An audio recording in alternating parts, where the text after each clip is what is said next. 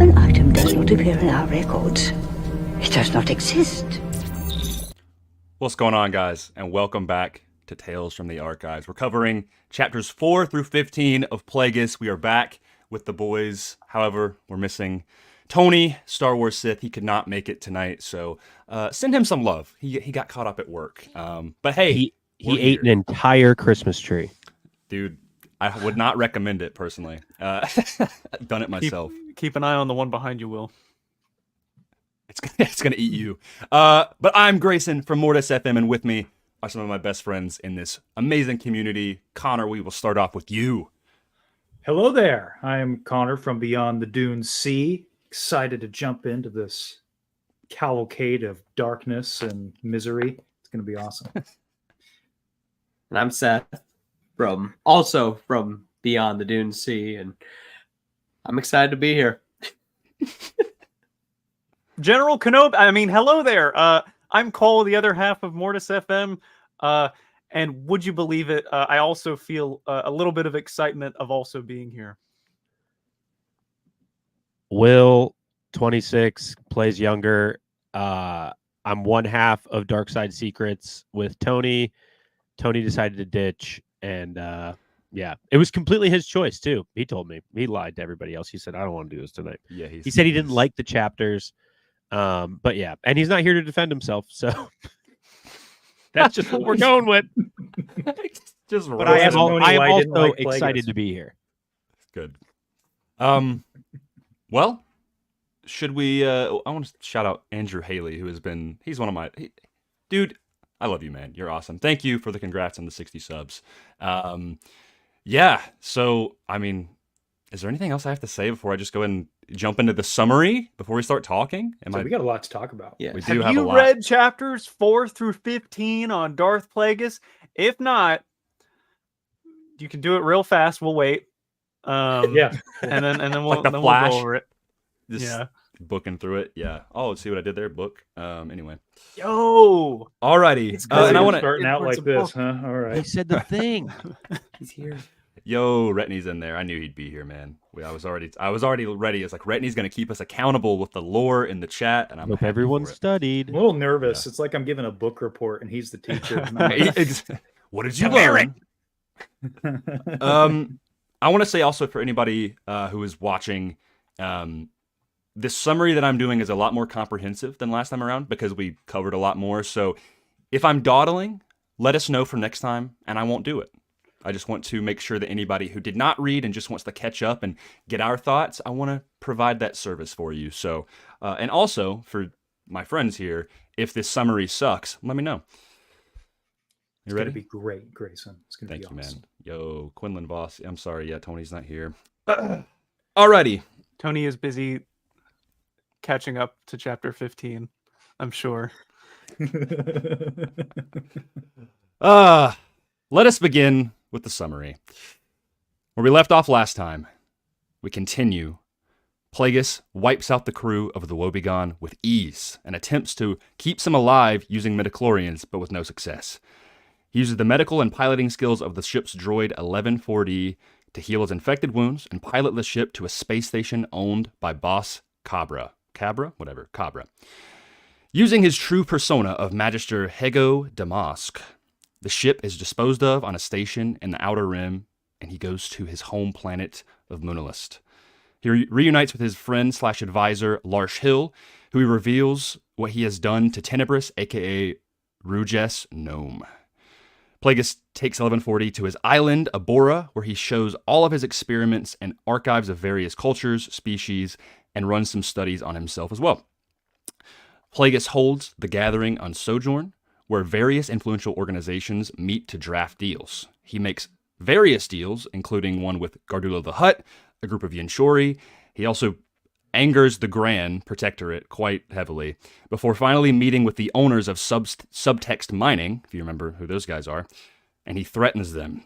They give information of a massive plasma deposit on Naboo that the Trade Federation wants to use as leverage to open up galactic trade with that planet. He then bans the Subtext Mining crew to an unknown world, but he doesn't kill them.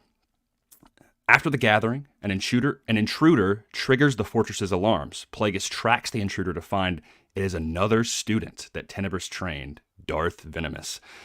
He bests Venomous in saber combat and forces him to consume a local poisonous flower, but doesn't kill him. Venomous' comatose body is returned to Abora for studying. We learn of Plagueis' origins, and it is revealed that Plagueis was part of Tenebris' plan to breed a powerful apprentice. We will get into the specifics of that later. Using a list of Force-sensitive beings that Venomous was watching, Plagueis begins tracking them down to prevent endangerment of the grand plan. Starting with one at a casino in Liana City, they discover it is actually a Shaidu shapeshifter. After tracking them, they interrogate and find out they are collecting money and protecting the reputation of Carid Sant II, who owns Cyanar Technologies and is in massive debt after his father was coincidentally assassinated by Darth Plagueis. We'll learn about that later, too. Sant is being threatened by Black Sun to oust him from the company by revealing his financial scandal. Plagueis then goes to investigate on Seleucamai, where people are pilgriming to meet a cult leader, Akachi, which is Sacy Ten's species, if you didn't know, planning to create a following of Darkside disciples. But Plagueis eliminates her with ease as well, in a very cold fashion. Him and 1140 move on to a sanatorium on Bedlam, where they are looking for a Nautolan who escaped onto Abraxan. Plagueis tracks down the Nautolan, who is subservient to Venomous, but is presumably killed by 2 interceding Jedi on the planet. We jump to a meeting held by Damask Holdings, where they discuss with a representative of Naboo whose party needs help winning the election. Bon Tapalo is his name. They catch wind of an inside man of an opposing house, named only Palpatine. Plagueis and the Moon travel to Naboo to further the deal, coming to an agreement. Plagueis then finds Palpatine and happens to befriend him, coming to an agreement where Palpatine will be a spy amidst opposing political parties of Naboo. Plagueis, as he gets closer to Palpatine, suspects that he may be in possession of the Force. Plagueis angers the Grand Protectorate even further on Malastare and orders the subtext mining representatives he kept alive to be killed and dumped at the HQ of subtext headquarters. Plagueis returns to Naboo and is forcefully brought to the estate of Kasinga Palpatine. Kasinga threatens Plagueis, telling him to back off from meddling with Naboo and his son. Plagueis visits Palpatine on a retreat to Chandrilla and inspires him to finally rebel against his family. Palpatine, while leaving Chandrilla, is intercepted by his father. They get into a very heated argument, which leads to Palpatine brutally attacking and murdering his family with the Force. Palpatine calls Plagueis for his assistance, and the Sith Lord agrees to take care of the situation. A week later, Plagueis meets with Palpatine and inducts him into apprenticeship as a Sith Lord named Darth Sidious. Sidious begins his arduous training before we jump nearly a decade later to 54 to 52 BBY.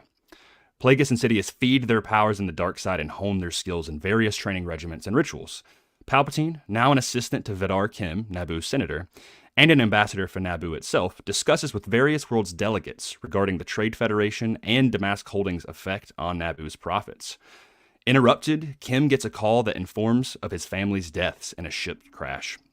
At the funeral, Kim expresses that he wants his lone surviving heir, Ronhar, who is a Jedi, back from the Jedi Order. Palpatine and Ars Varuna discuss further about the Trade Federation as Palpatine plays both sides, as usual. Plagueis' experimentations of conquering the midichlorians continue with success. Palpatine, in his visits to various Sith worlds, goes to Dathomir and finds a woman who is giving away her son, Maul. He takes him. On Sojourn's gathering, Sidious and Plagueis speak of how they will dismantle the Jedi from within, making them enemies of the people. Plagueis regales the tale of killing Carid Sant long ago for his master. He uses it as the chief analogy that an assassination will have to be committed on Senator Vidar Kim, lining up Palpatine to take his spot. There we go. That catches up to speed. I know it was long. Whoa. I How didn't was even it? have to read this. I didn't know you were going to do that. Listen, All right, I'll put everyone. it- I'm Thank you for double tuning time in for to this. Tales from the Archives. See you next I mean, time. that's it, right? I mean, that's what happens. There you go. It is what happens. But hey, I glanced over a lot of fine details. That is the best I've got in a short amount of time.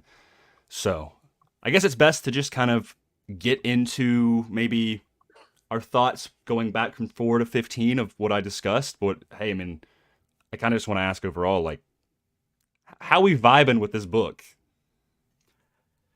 I mean, I think it's pretty wild. I think that the stuff I kind of split this part that we read into two parts. There's Palpatine, there's pre-Palpatine, and then Palpatine. Mhm.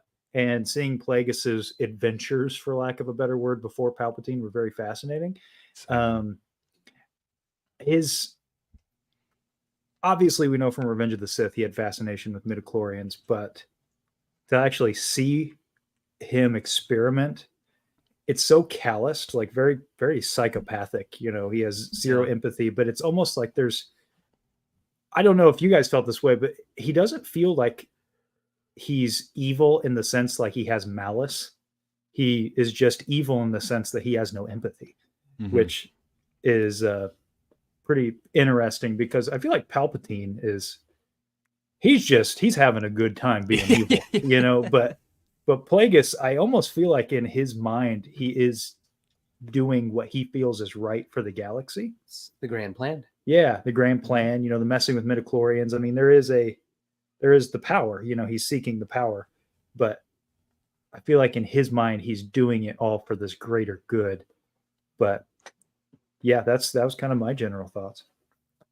Yeah, I think in that, I think I agree what you're saying about Plagueis. It almost seems like he is like the kind of the textbook psychopath where he just seems to lack empathy. Where he doesn't look at someone dying with malice or anything. I mean, at times he does, but mostly it just seems to be intrigue. And I would hate the idea of being like on my deathbed and someone just watching me to see what happens to me. And he does that a lot, actually. I've noticed quite a few times that the book just mentions that he is observant of how someone's life force leaves their body. And I mean, I feel especially bad in a certain way for Darth Venomous because he is just at the whims of Plagueis's experimentation here. But yeah, chapters 4 through 15, I think that Darth Plagueis, like as a book, was not what I expected it to be. I can't exactly say what I expected from the book, but I am pleasantly surprised. Surprised to be sure, but a welcome one. Because I think it takes like a lot of the great parts about the Phantom Menace and just makes them even better. For once, it makes. I mean, I remember I had discussed this with Grayson very briefly. That the book is basically like, oh, you didn't like the political intrigue of the prequels? Well, here is more of it, but it's also better, and it's explained in a cohesive, digestible way. It took me a couple times, like I'd have to reread some certain sections to go like, oh, what is he talking about? But eventually I got it.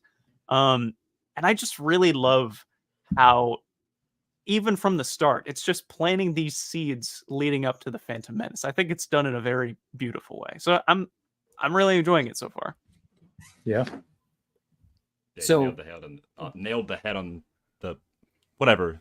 Nailing the nail. Hit the nail on the head. Yeah, that. Yeah. Screwed that hammer in. What were you gonna say, Seth? Oh, I was just gonna say that I really liked it up until so after he finds Palpatine, I feel like it gets way better. Yeah. That's when I'm like, oh, okay, now we're really getting the ball rolling. Up until then, I'm like, okay, we're on these misadventures, finding these people, offing them, having Jedi off them, and everything. But then when he finds Palpatine, it's like, oh, okay, like now we're really setting up the prequel trilogy.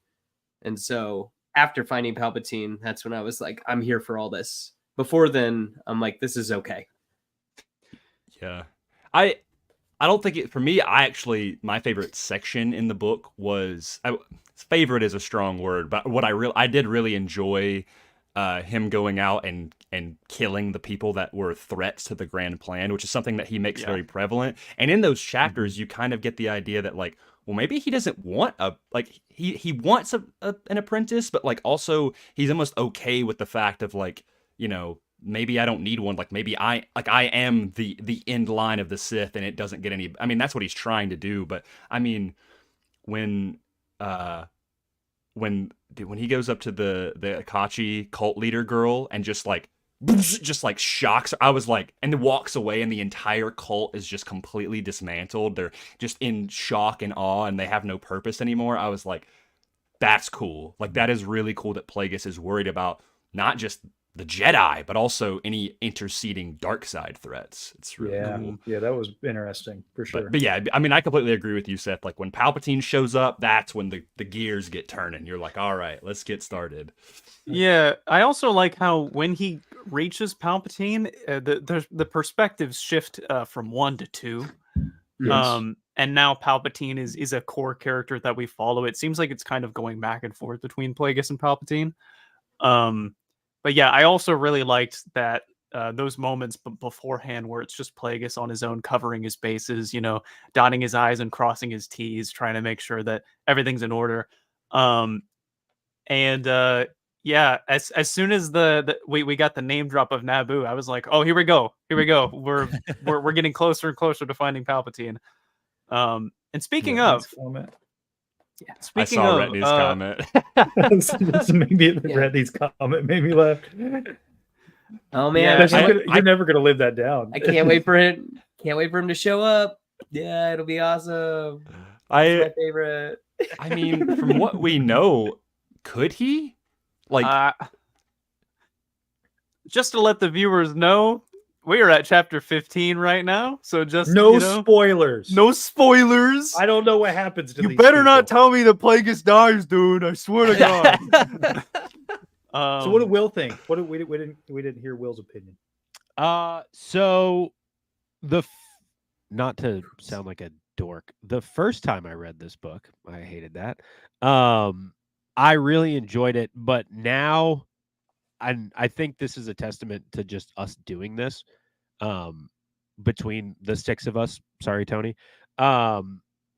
It makes me look for the between the lines a little bit more, which the more that you look between the lines, the more that things connect underneath.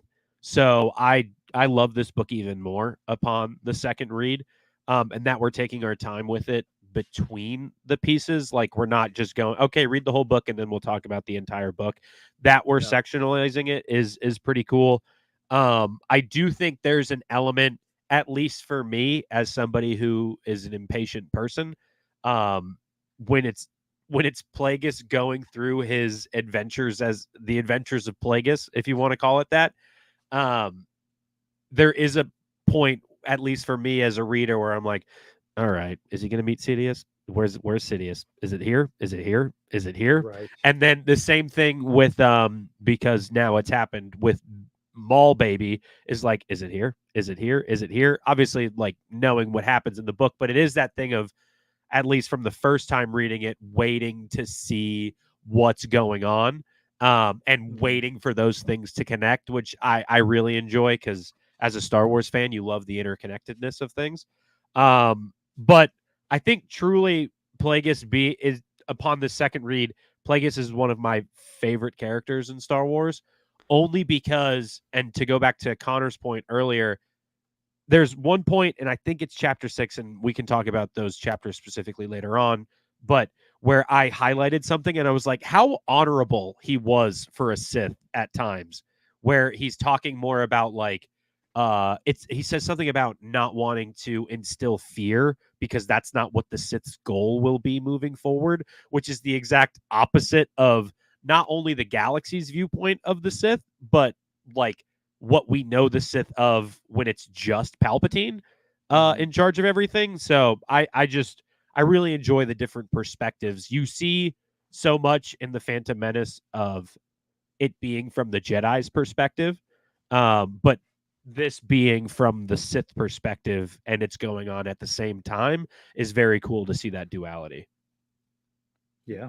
Yeah, this book is such like an inverse to what we see in the prequels, but it sets up so much. Like it is so prequel injected, and I love it. I mean, from the little mentions of, you know, the Trade Federation to the Techno Union to you know, the Mask Holdings, which is, you know, leads into like Larsh and then Sandhill, like the people that we see that end up making up the Separatists, like it's, and then, you know, the revelation of like, hey, we can't just take the Jedi head on. Like people aren't just gonna, like, you know, the Jedi will sect off from the Republic, like they will rebel, and it's like, well, what if we take them out from like the inside, and make the public eye turn on the Jedi? It's just the planning and the meticulous nature of these characters is so cool. And before we started reading, Retney, you posted, I don't even remember what it was, but it was like your favorite Sith Lord was Darth Plagueis, and I was like, wow, that's crazy. Like I've never really heard that take.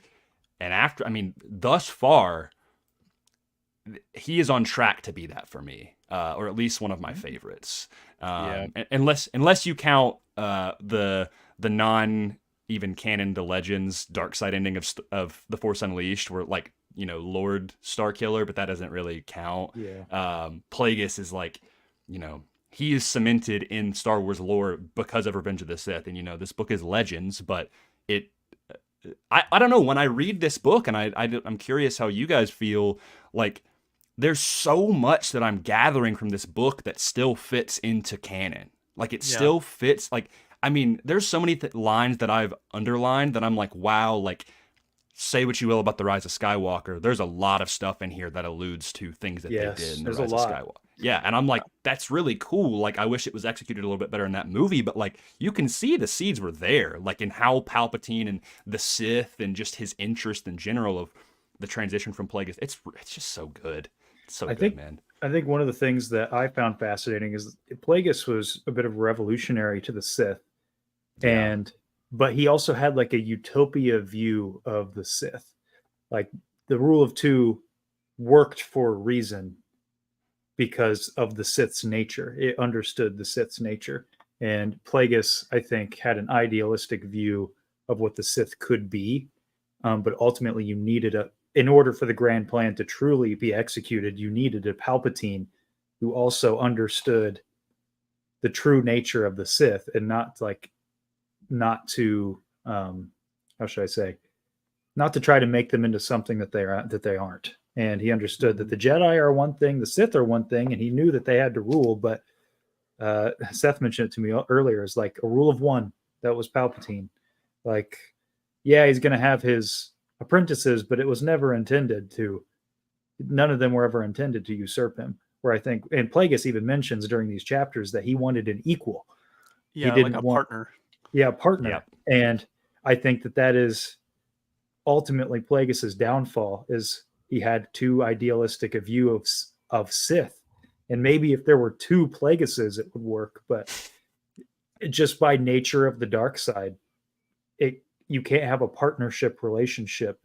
One to have the power, one to crave it. Exactly. So Plagueis's perspective on the rule of two is very wishy-washy at times. Where he's like, at first, like it's kind of like, like I don't know if I really like, oh, we have to respect it. Oh, but now I don't really buy into it. But also I do need an apprentice because that's how it's meant to be. But I don't want him to be my apprentice. I want him to be equal to me. Oh, Palpatine's that guy, but Palpatine's like, no, like that's probably what ends up.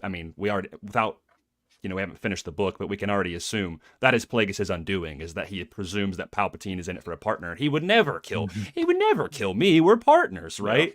And Palpatine's like, no, I want it for myself. Like, but in that though, it's also fascinating that Plagueis' idealism was the necessary jumping point from a Tenebrous to a Palpatine. Like, I don't think you could just have Tenebrous taking on Palpatine as an apprentice and things work out the way that they do ultimately. I think that Plagueis is that necessary jumping point, that pivot in the Sith in order to create a Palpatine. So it's fascinating where it's like, yeah, Plagueis came up with all this stuff, or he really put into motion the grand plan, but I don't think he could have executed it. It is, as Palpatine says, ironic, because Plagueis was like, I'm pretty sure like almost as soon as Tenebrous died, he's like, this grand plan is going to end with me. This is where it was like, I am the one that's meant to do this. But in actuality, Plagueis was essentially just meant, at least in terms of how his destiny ended up being, Plagueis was meant to be a bridge for Palpatine. Yeah. And that's it. realistically, Palpatine wouldn't have been able to do it without Plagueis. But that doesn't mean that as soon as it was done, they would continue to be partners and rule together.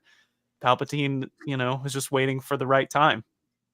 And I think after that, having been taught by the idealist Plagueis, Palpatine then just did not have it in mind to be supplanted ever. He, that this was going to be Palpatine's eternal empire, basically. So yeah, it just makes it really interesting, really ironic. So, do you want to talk about like individual chapters? I'm down. Or favorite down. parts? Favorite parts? Let's go through it. Yeah, man. Okay. Well, here I'll start us for chapter 4. So we start off. Plagueis just mows down the crew members of the Woebegone, which is what a creative choice to tell that from the perspective of 1-1.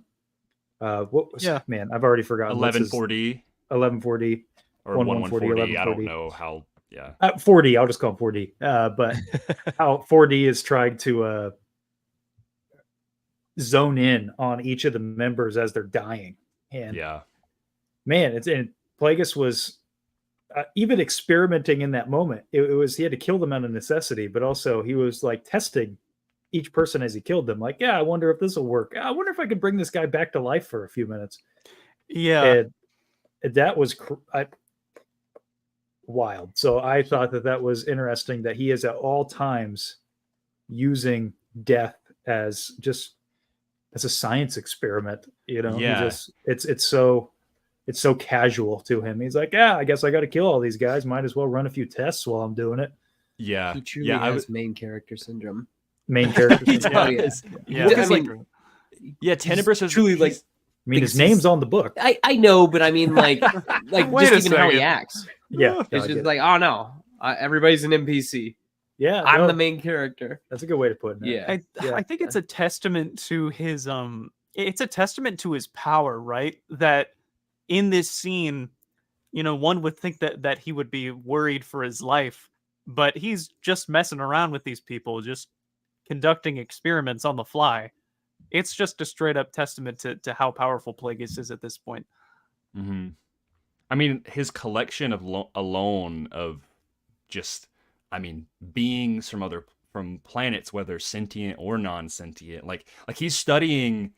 It's interesting how it's so scientific because he mentions that Tenebris was also very scientific, but he wasn't scientific in the Force. He wanted to do like this gene splicing, and that was kind of how the Bith operate. But Plagueis is like, I'm going to study this, but I'm going to learn it from the perspective of the Force. Like I'm studying this with the lens of the midichlorians and how the Force operates and the light and the dark and the balance, and is balance even truly, something to submit to like the Jedi? And he's like, no, it's just, I DM'd Retney like a week or two ago, and I was like, we were talking just about how the way he speaks about the Force and the dichotomy of the light and the dark side. And, at one point he mentions, I'm jumping ahead, but it still applies throughout the whole book of like, he mentions like a glacier versus a volcano and water and fire, and how a glacier just covers things up where a volcano creates new ground. And that's like the dichotomy. You got to credit James Luceno. Like the way he writes, it first didn't click with me, but as I've read, I'm like, I really, really like the verbiage and just how he's describing these things, not only from Plagueis' perspective, but from 11-4D and from Palpatine, etc. The perspective switches he does are really fascinating. They all feel unique, which I think is a tough thing to do as a writer. That's something that I notice in shows and stuff, is that, I could tell all these people are written by the same guy. And I don't really feel that way here. Yeah. And I think that's really neat. One thing about, I tried to find a quote. I don't remember where it's at, but it's in chapter 4. He mentions how like the midichlorians are almost aware before someone dies. Like they know they're going to die before it even happens. Yeah. Even before the perpetrator does anything. And so that's really fascinating to me, that all this info about the midichlorians being translators, and I just thought that was really, really interesting.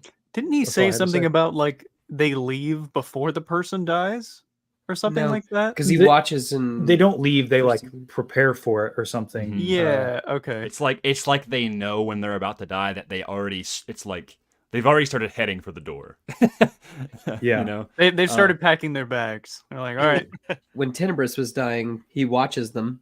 Mm-hmm. Remember? Mm, Yeah. He does that with so many, I mean, like Cole said, so many different beings. It's very fascinating. I mean, the fact alone, and I mean, not too far ahead, but I'm jumping a little bit ahead of, like, you know, when he does meet Venomous and immediately he wipes the floor with Venomous after a little bit of a scuffle, and then he just throws him the flower and he's like, eat this, I'm gonna study you. I'm gonna study your midichlorians. And, Yeah. and a Yeah. full Yeah. decade later, Brutal. he's still studying him in a comatose state. Like that is some evil scientist stuff, but in the lens of the Force, it's so unique in my opinion.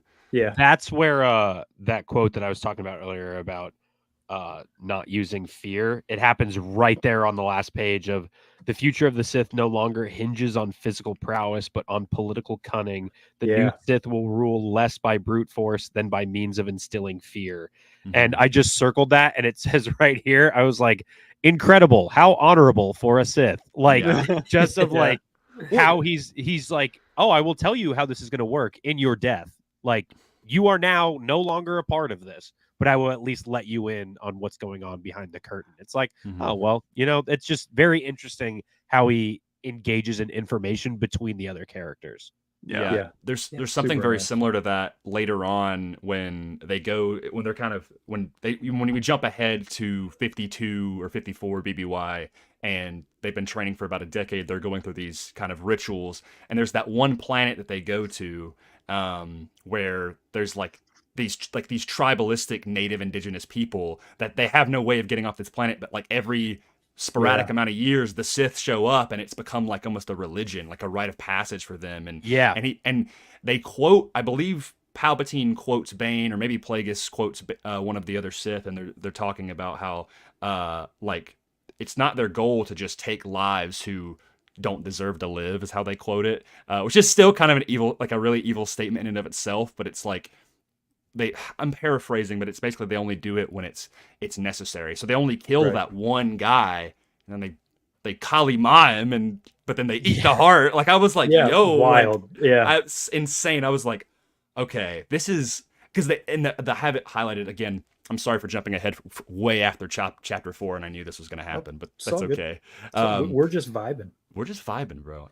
But like he says, like we're not giants, so we must become beasts. Like, Yeah. because Palpatine is like, are we grand enough? And he's like, the question is, are we crude enough? And I'm like, ugh. He also says that thing about like we are not butchers to Yes. Palpatine, and that's like the exact same thing. It's so good, man. I had I a real quick feel thing. a disturbance sorry. in the Force. I feel a Oh. disturbance in the Force. Oh, Where is he? Is he in here? What are we doing? I don't feel anything. yeah. No, say it went. Oh, must be- you know went why? cold. It's because there he is. Oh, Hello. What's going on? I brought someone with me for Oh Seth. no. Look, he's here, there he is. Master Qui-Gon. Come to I Hawks. am a good character. Oh, the best from what I hear. I was just in the Ready? middle of. I have all the boxes behind me. I was like messing with my hot toys because I just moved, so I'm like putting everything That's on crazy. display. Seth will never be able to live it down. one man. video, and now you're for life. It's I mean, that's fine. like the first thing I ever saw was the reel of him saying how Qui-Gon is not cool, and I was like, dude, there's no way. Wow. And you're still here, Mhm. even still. I'm picturing Maul going like, unfortunately, history will not see it that way. That's so funny. Well, hey, we're glad to hear, man. Congrats Yeah, on no. 100K. Oh, thank you so much. It's Bro, he's- crazy, but no, I've been he's hitting excited to 500 just this year. talk about Darth Plagueis. This is my favorite Star Wars book. I think this book is like the best Star Wars book ever. Out of all the ones I've read, at least. It's on track to be mine, and I think it's people always joke, they're like, oh, it's rated R Star Wars, and I was like, I don't know about that, and then I'm reading it and I'm like, There are moments I was where, wrong. like the mist of the blue blood, filling the air and all that. I'm like, well, all right, Yeah. it's a choice. I was gonna.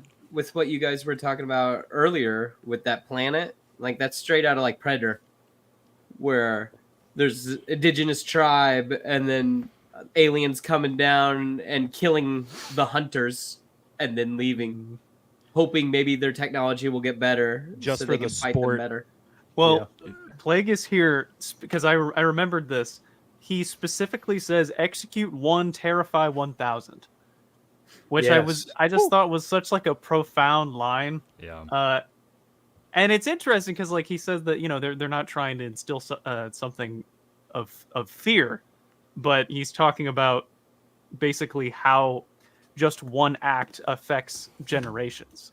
And I mean, Palpatine does that in the original trilogy. Destroys Alderaan, executes 1, terrifies the entire galaxy. It's insane. I mean, a little more than 1. He took some liberties with the 1 there. It's all referring to an semantics. entire planet. But yeah, it's wild. It is- Execute a marginalized one. Yeah, right.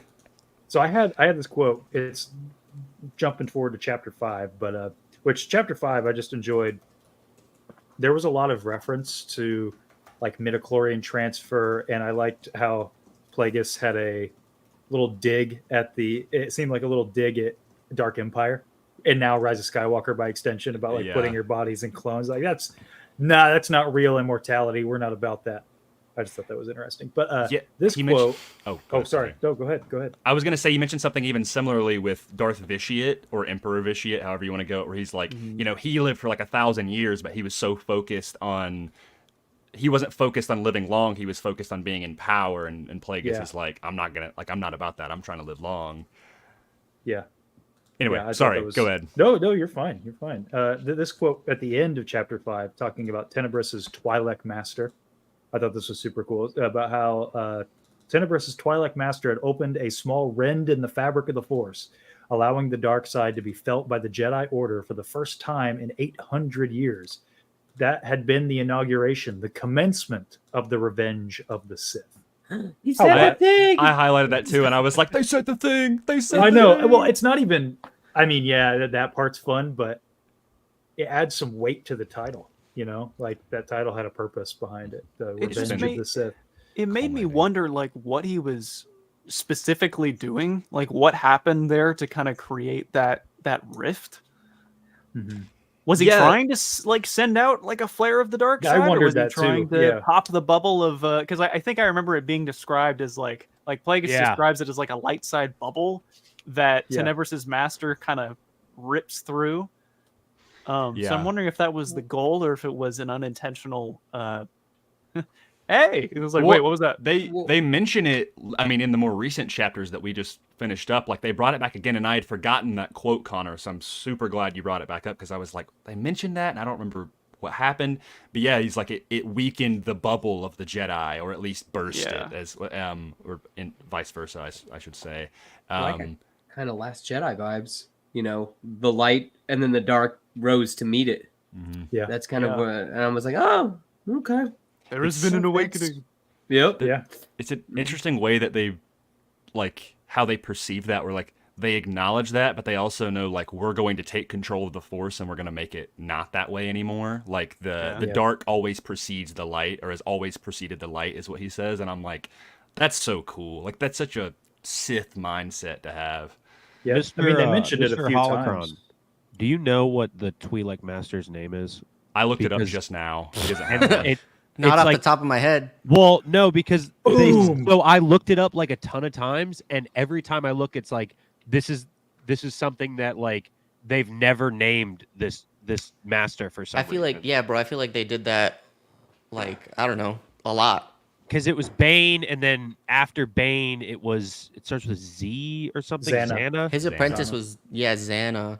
But then, like within that lineage, there's just this unnamed Twi'lek master who was the one who's like revealed themselves to the Jedi, and then like they're but we don't know what their name is. It's like, all right, hot take. I mean, not a hot take. Interesting take that would be cool. What if that character if they wanted to connect it, they probably won't. I'm getting Is my hopes Harrison up. Dula? Yeah. No way. No, what if that Twi'lek master was a character in the Acolyte? And I know that's canon, like that's not, and but Plagueis exists, and we know this.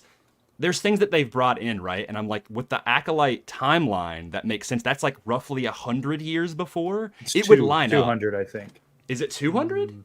I thought it was 2. I could be wrong. Is it 1 or I 2? thought it was 100. What? Oh, well, maybe I I'm think- just crazy. I thought it was. You mean the Acolyte? How far before? Yeah. It's like From 100 what I years understood, the before High Venom. the High Republic is 200 years, and it's the end of the High Republic, so it's 100 years before. For some reason, I remember 150. I feel like I remember seeing things say it was like 150. Maybe they don't 175. even Do I hear know. 175? No, you guys are right. It's 100. Really? Approximately 100 years before. That's what Wikipedia says. Touchdown. I don't know. Right. I do. I do remember that because I remember I said something about it once, and I tweeted or something like, "Yeah, it's 100 years," and someone was like, "Actually, it's 132 BBY because they explicitly said it's 100 years before the Phantom Menace." And I was like, "Okay, bro, you got me by 32 years." Yeah, it's Yeah, it is. You don't gotta it's get that 100 years specific. Before the Phantom Menace. So we could probably. I mean, I think we should see Plagueis in it. I think it'd be a missed opportunity not to. the thing is like you'd have to tread the lines, because then if he is shown in that, like, he can't fight any Jedi.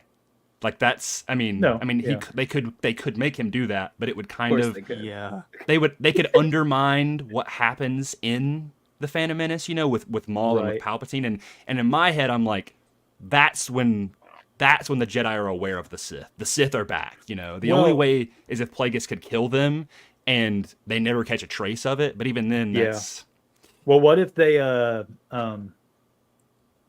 what if the Acolyte, because she's a former Jedi, right? I think that's part of the synopsis we know. The titular character, Oh, really? she joins Plagueis.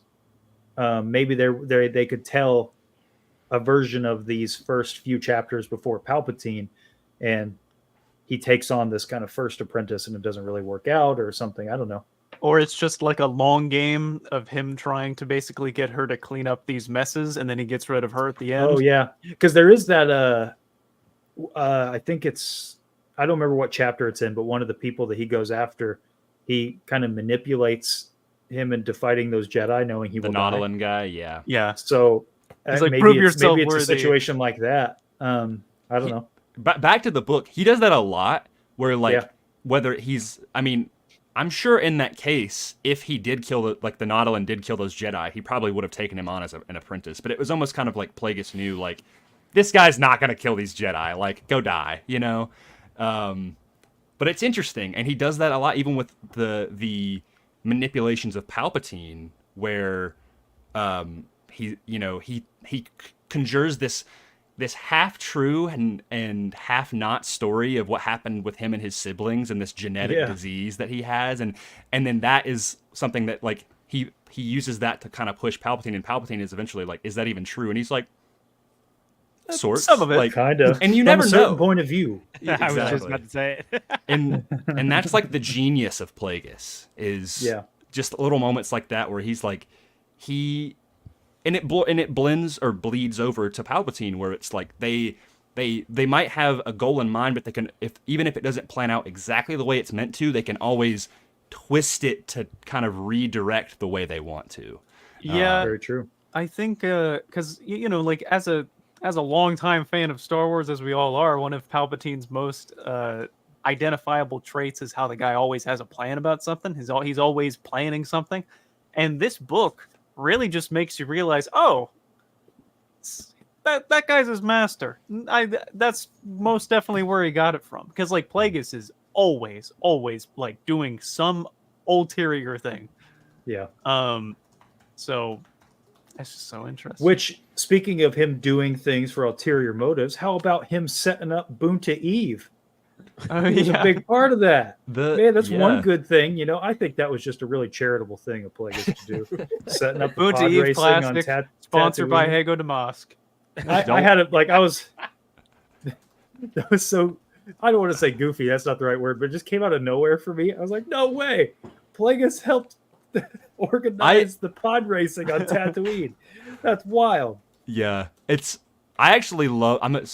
for context, I'm a huge criminal underworld lover. Like when it comes to, Black Sun and Pike Syndicate, and now we've got the different clans of the Hutts. I eat that stuff up. So the idea that like Plagueis is both playing the sides of not necessarily politician, but influencing different politicians, and also merging that with the criminal underworld and just the corruption that's within the politics of all these different systems is really cool. And the fact that, he's like, yeah, like I'm not a politician, but Palpatine can be, right? Yeah. And he's like, you will be the Supreme Chancellor. And even with Ars Varuna, he doesn't want Bontepalo to be the king. He wants Ars Varuna to be the king because he knows he can twist that.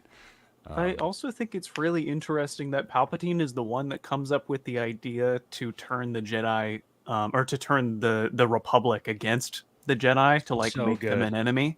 And like just that specific scene of them just kind of throwing ideas at a whiteboard, even basically just like, oh, I wonder if we did it like this. And Plagueis is like, yeah, it's interesting. I think that's good. But also in that same scene, I really like how Palpatine he says something along the lines of, I will make sure that you will be remembered as Plagueis the Wise. And Plagueis like smiles and he's like, I like that. He says like, you flatter me. Yeah. Some tension in that scene. In the annals of Sith history, you will be known as Plagueis the Wise. Plagueis quirked a cunning smile. You flatter me. I mean, I picked up on that as well. I was like, when they first meet, it's like in a weird, like, I mean, not in a romantic way, but they do almost like kind of flirt with their. Yeah, they like flirt in a weird way. It was odd. But also fitting. Because it was also, like these characters are. Yeah, it was interesting. I was like chuckling to myself with the visual of Palpatine like riding a motorcycle with little Plagueis in the sidecar. I'm imagining like the Indiana Jones style motorcycle. So you like pictured like Plagueis holding on, or like just holding onto his knees, like Hagrid and Harry Potter. Yeah, big aviation goggles. Well, it's extra funny too because mutants are supposed to be like super tall and skinny, and like it. I think doesn't the book mention how like it looks so weird when Plagueis fights? Like it says something like, can't imagine how it looked to them or whatever when he like slaughters the Wobegon crew because it's just this giant like Sith Lord and stuff. So then imagine him in a speeder or something like all like that is pretty funny. Yeah, Darth Plagueis the Wise subjected to a small sidecar. Also the idea of Palpatine just being like a racer enthusiast in general is kind of funny to me, but it also kind of it rhymes with Anakin as well, of like, they have a little common out. I like to think that in the Clone Wars we don't see it, but like when he goes to hang out with Palpatine, they just talk about like, speeders and stuff a little bit, and he's like, this Palpatine guy, I kind of like him, Well, it made me have this thought that I was like, did Palpatine ever lose that love? Like what if like as a celebration, he's like, I'm gonna give a gift to myself. All the Jedi are wiped out. I'm gonna go race. Like ribbon shred, nerf herders, like speeds off. That needs to be a Robot Chicken skit so bad, dude. Yo, I don't mean to interrupt, but did you guys see this dude Chuck in the chat? Yeah, I was ignoring him. I called him out. He called me a Ray Boy in a Disney show. That Ray Boy hashtag is really funny. You've really brought the. Thank you for doing that. I was literally just saying that. Yeah, I mean, you brought out the some of the weeds when you put out your thing, but like, I mean, wait, I know that's a side tangent, but like, it's respectable. Anyway, well, dude, that's a whole different thing. I don't know how active you guys are on. You just have to be respectful. That's yeah, all. bro, just be a normal person. Like, I don't know how active you guys are on Twitter, but Star Wars Twitter has been going crazy for the last few days. I had to stop after Obi-Wan. With Will's bestie and stuff, been going crazy and everything. Yeah. What did Tony do? Tony's not here right now. I'm talking about your other bestie. Yeah, it's just listen. Regarding the Acolyte stuff, like, yes, it is known that Leslie Headland said some things that people didn't quite like, but let's just stop. Let's stop that. All right, can we be normal people, like Retney said? Yeah, dude, the show's not even out yet. I said it the other day and what does the Acolyte have to do with Ray? Yeah, it's like talking to Tony about it. I said I was like, I will never shut down. Like, as a Star Wars fan, which Twitter is very interested in what being a Star Wars fan actually means over the past couple of days. But as a Star Wars fan, I will never shut down a Star Wars project before I actually see it, because there's no point. Like, you can't tell if you like something before it comes out. Everybody's going to be pissed about the Acolyte, and then it comes out, and what if it's fantastic? But it's just people to engage in their own expectations. However, I do want to say this, though. We were thinking about Plagueis being on that little motor car thing. Not only is it funny about that, he's so big. Think about him in crowds. Like, he's always like sifting around and being like, ooh, he's hidden and he's got his hood on. He's so much bigger than everybody else. Everybody's probably like, who is that guy? I wonder what the average height is for like immune. Like, it's like 7 feet tall at least. I'm just thinking about him in line with the like the cult leader lady, and they're all like this. It probably looked like a heartbeat monitor where they're all like around the same height, and then he's just super tall in the middle. So, according to Wikipedia, the average height is 1.9 meters, which is 6'2". Oh, okay. So all of these dudes could be in the NBA. Wow. According to Reddit, which debatable and how valid that is, but it says Plagueis is 7 feet tall. I don't know where they're gathering this information. I mean, I'm sure he is. They do say 6'2". How short is his body and how long is his head? I don't know. It does say that they have elongated heads with hairless and smooth craniums. Yeah. Nice. He's like 5 foot flat, and then his head is 1.5 feet.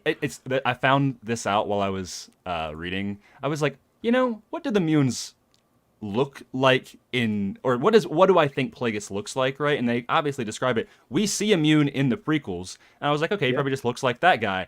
But then I found this out recently, that in the Clone Wars, they look different. They have noses. They don't have the 2003 ones?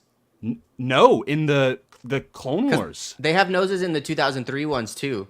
Really? Yeah, you're right, like, they do. When Obi-Wan fights Dirge, all the Munes there have noses. Oh yeah. I don't remember. I don't even remember Munes showing up in 2008 Clone Wars. When do they?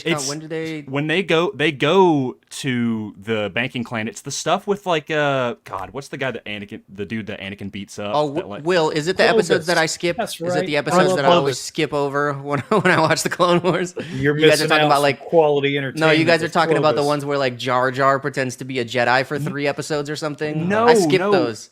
It's an arc where Dooku basically gets Rush Clovis to be the head of the banking clan, and then that's like a very long-winded way for Palpatine to get control of the banks, and at the end he's like, "Long live the banks," which is like I actually thought it was really well done.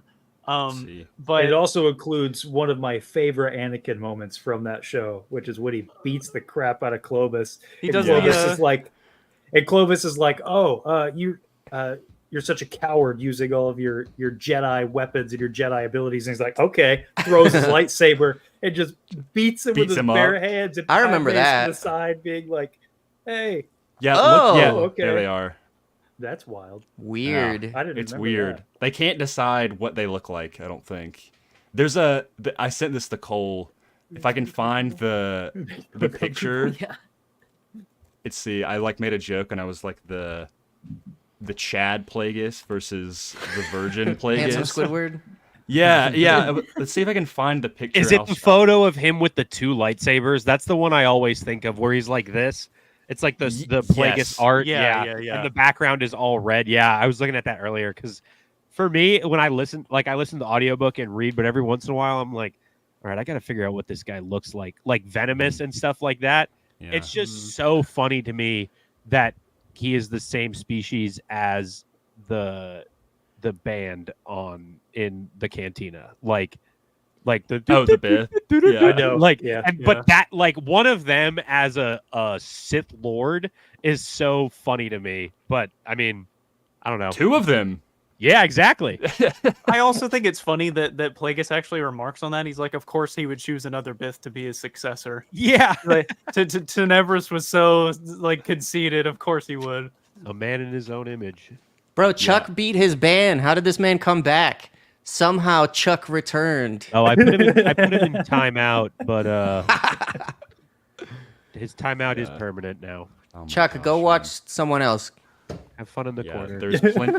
There are. Reddy's got no chill. He's like, I've Well, been dealing with dude, these I guys mean, for days. It's just so crazy. Like, I tweeted one thing just being completely neutral about Rey, like trying to make a good point, and then I tweeted a few more things about Rey, and I got all these people going crazy just talking about like all I tweeted was that I think both Anakin destroying flying an N1 and stuff and all that, I said that's ridiculous, and then Rey beating Kylo is also ridiculous, but they're both ridiculous. Like, you can look at both of them and be like, yeah, this is outlandish. And all these people were just like, well, actually, Anakin was shown pod racing and he's an expert mechanic, and I was like, okay, yeah, and I'm like, okay, well, you see Rey fighting with a staff, and that lightsaber literally calls to her like it has a connection and stuff, and people were like, no, that's not true. Like, whatever.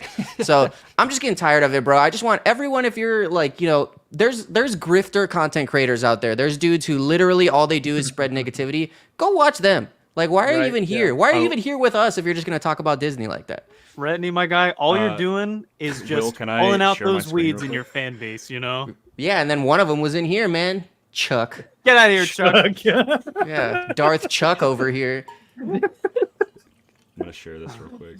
You see this? Redney's at the end of his fuse. Oh, right that now. was I really that was, am, dude. That was Tenebrous' master, Darth Chuck. Darth Chuck, dude. Even on That's the Wikipedia, it Twi- wouldn't that's say. the It wouldn't Twi'lek. say. Yeah, it wouldn't say his master's name. It just said a Sith Lord that ripped a hole in the Force. I'm Twi'lek. just starting to. I just kind of want a headcanon that like Tenebrous is just like, yeah, he's a nobody. I don't even want to talk about him. Like, he just didn't tell him his name. Well, I think that's funny because that's kind of what like Sidious did about Plagueis. Like, Yeah, he exactly. would barely tell his apprentices anything about Plagueis. Yeah. And there's that whole thing of it's like maybe it's in one of the chapters where Plagueis is going through his like trials out there, and Plagueis is just annihilating Palpatine out there, just crawling like so injured and no food, no water. He says something along the lines of like, that's how these teachings are supposed to be, not in a holocron, but between the two of us. And Palpatine quotes something from a holocron, and he goes, oh, you're talking about blah blah blah, and they like kind of have that thing of trying to one up each other. Yeah. Like, oh, Yeah. you know this guy. They're like name dropping holocrons and like different research. It's just funny that's It's because like, it's literally the same thing. It's like Aslan when he's like, "Do not recite the ancient magic to me. I was there when it was written." Yeah. Banger line. By I think the way. just specifically, it's really funny in that Liam Neeson. Liam Neeson. Liam Neeson. It was Qui-Gon in lion Qui-Gon. form. Oh no! It's There he Aslan! is.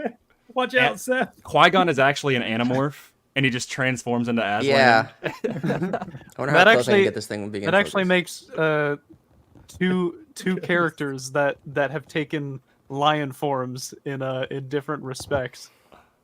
Because we've got didn't James Ooh. Earl Jones do Mufasa? He's Mufasa. right? Yeah, he moved. Yeah. Wow.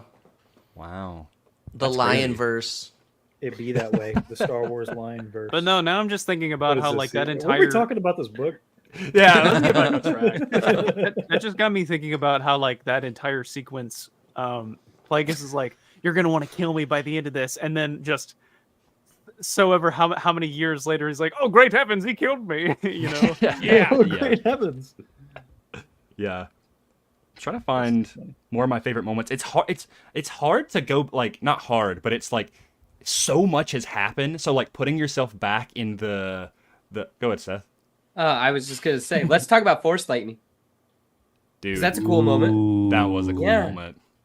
We should When talk he- about that. When are you talking about the part where he like lights the grass on fire and he talks Yes, about he how starts yeah. talking about it. And then that Talk- girl, that Itachi female. Yeah. That does He she ever get a boils name? her blood.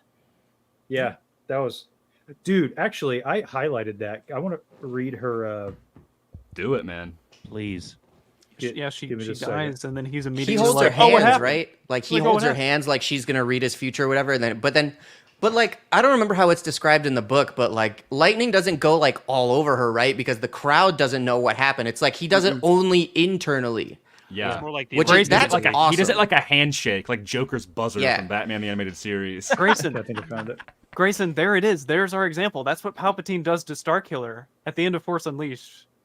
That's Oh. because we were questioning like, okay, well, how does he die from this explosion without any like anything happening to his body? And I was like, well, what if he just sent a bunch of energy through him, like with the Into- Force yeah. lightning? And That's I was like, cool. wait, that's maybe that's what happened. I think that's a power that only works in book form, because how are you going to show that on screen? Yeah. Through I found that monologue that she gives.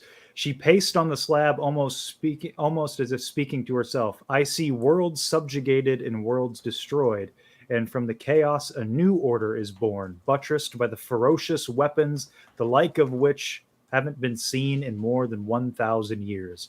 A galaxy brought under the yoke of a ruthless despot who serves the forces of entropy. And finally, I have seen that only those hardened by the ineluctable truth can survive. She scanned the audience. Only those of you who are willing to turn upon one another and profit from the misfortunes of others. Wild. I mean, it's like dead on to what happens. Yeah, There's she just. so much foreshadowing. I mean, imagine just having that much prophetical ability. Right. Yeah. I do love right after that though, like he infuses her with the lightning, her blood boils, her hands heat up, she dies, and then he says something like, once the light goes out of her, she falls. He holds him and he's just like, I don't know, she fainted. And everybody's like, what happened? What And happened? He goes, they fainted. And then everybody's like, they fainted. And they like all in unison just agree that happened. And then he leaves while they all go nuts. It's just very funny how like he immediately takes over this like little event and nobody remembers what actually happens. He murders her and then just leaves. Well, Yeah. Right. it honestly left me a little disconcerted because the way that it's described is that everyone was so like confused and distraught that no one was leaving. And so Plagueis like gets on this transport and leaves to basically like what it's described as like all these people aimlessly wandering into the woods, like, you know, who are inevitably going to lose their minds. Yeah. Um, On the speeder bus. Yeah. I'm Oh, sorry. so he when takes I- it back alone? He was the Yeah, only he one does. to board the speeder bus. Those he had arrived with and the selected who had built shelters above the lakes were running into the dark as if determined to lose themselves in the wastes. How are you just pulling up the pages so fast? Because I got them notarized. You Mr. guys, Holocron. when me and Will did a stream talking about Luke, I was like, yeah, you know, I got some notes or whatever. Like I had like this. And this dude pulls up with a full ass notebook, like, oh yeah, Mark Hamill said this in 1994, and I was like, dude, I take everybody's time very seriously. and Yeah. if I'm going to be invited to be on here, I want to at least do my part because my brain goes so far in other directions that like I at least have. If I don't write notes for myself, I'll be talking about like toys from the 90s and like this. So and I was like, it oh, keeps do you myself remember? on track. Yeah, I was like, do you remember that one thing George Lucas said? And he's like, oh, yeah.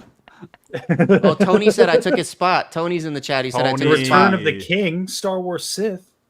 Oh, look, Where is Very Tony? busy, What's man. Tony doing? Is the he camping lore out is- at a convention or something? The lore is he ate an entire Christmas tree and he's dealing with that. No, he had to work because he works Love in lore. retail and Oh yeah. yeah. We were talking about that because I used to work in sneaker retail. Oh man, But guys, this is a good segue. I got to jump off because I have dinner plans. But I got you. Mr. 100K here just got to jump out. I really wish I could stay longer. Maybe on the next one when you guys do. Is it the next one the finale? It'll be the last chapters. Should yeah, I be, think so. Second half. Because we're Alright. we're at halfway right now. Bro, Tony said he's stuck at work. Yeah, but thank you guys for having me on here. I will not take up any more of the stream. I will catch all of you guys later. Thanks for stopping in, man. Yeah, thanks, man. Thank you. Be I'll see sure you to guys keep later. the stream open while you're at dinner so you can And- fact check us for stuff. And we will see you, Seth. Yep. Goodbye. Seth is gonna wake up with Qui-Gon just hovering above him, like one of the Yeah. ghosts of Christmas past or something. I Like, loved how just an offhanded comment has turned into this whole thing. That's so I funny. should have never said anything. Seth, you're also the only one of us right now who could actually do the Qui-Gon haircut with like the pony in the back, and you could Good. you could legit do it. Good. Search your cosplay. feelings. You know it to be true. Yeah. If Beyond the Dune Sea gets to 50K subs next year, Seth will go to a convention dressed as Qui-Gon Jinn. He said it. He There said we it. go. Yep. Dude, Seth, that's awesome, dude. No I'm so way. excited for you. Guys, we got to get him to 50K. I- Seth, thanks so Wow. much for making that. That's going to be awesome, dude. I can't wait. Yeah. Here's If 10 when years they make it to that happens. 50K, that's- we will all go to the exact same convention, all of us dressed as Qui-Gon. He's just speechless over there. He's like, I don't even So know. anyway, Force lightning. Guys, I really like the whole comment about that you like have to experience Force lightning to actually do Force lightning. Yeah. It's pretty cool. It makes me intrigued. Then someone like Starkiller, how did he learn lightning? Vader can't use Force lightning. He just throws him in a reactor shaft. It's interesting. Maybe that's why Starkiller's Force lightning is so chaotic. It's I mean, true. it could also be like from a certain point of view, right? That like Plagueis believes that the true way to be able to demonstrate the power of Force lightning is by experiencing it yourself. Well, we talk about like his honor, right? It's kind of like tasers. Like, well, Yeah. okay, in order to carry one, you gotta be tased. Yeah. Like pepper spray and stuff. Yeah. So maybe it's something like that. Yeah. I like how I had a quote kind of bouncing off Grayson earlier, mentioned how it almost felt, or was it Grayson? Did you mention how it kind of felt a little romantic, their first meeting? Yeah. Yeah. So I like this quote here after Plagueis meets Palpatine for the first time and he's hanging out with Pax team. And he says, "Have you picked a winner, Magister?" Pax team asked after two pod racers ripped past the viewing stands. Lost in his thoughts about Naboo, Plagueis says, "I believe I have."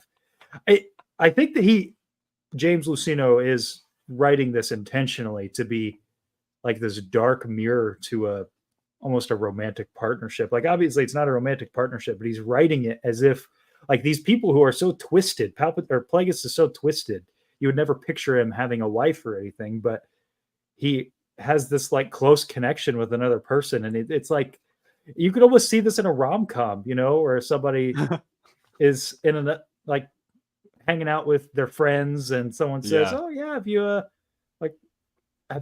picked a winner?" Exact same thing. You could picture this like at a homecoming game. One of their friends is like, "Oh, who do you think's like? Do we have a winner?" And they're like, I think we do. And then it just lost in the thought. I don't know. That's the vibe I got. I just thought it was so fascinating. That's my favorite moment in the rom-com when one of them tells the other, I remember that one time I killed my whole family. Maybe you should do that too. It's weird, right? It's like a dark twist on it. I don't know. That's what I thought. Or are you gonna say? And Andrew, I also got it's the HyperX Quadcast if that's the mic that you have. Andrew, when are you starting to do some of this stuff, man? Get on, on Tony's podcast or something on a stream, bro. You got Andrew.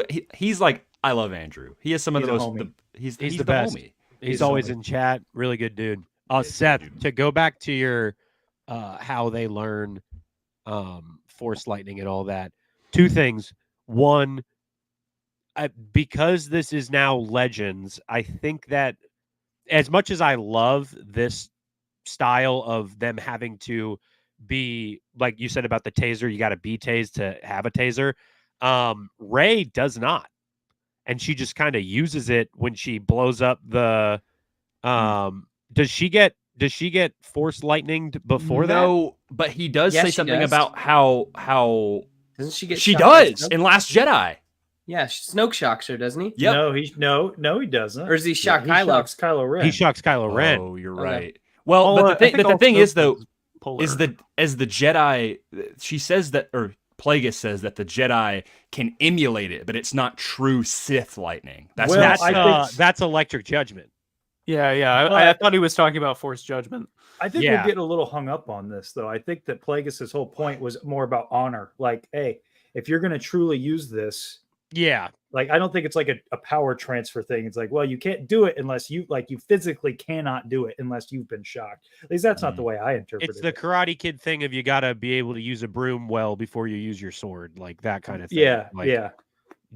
clean stuff up before you can actually punch people. It's that rite of passage deal. And maybe it's like to go back to the taser analogy, that whole point is so that you know how bad it hurts.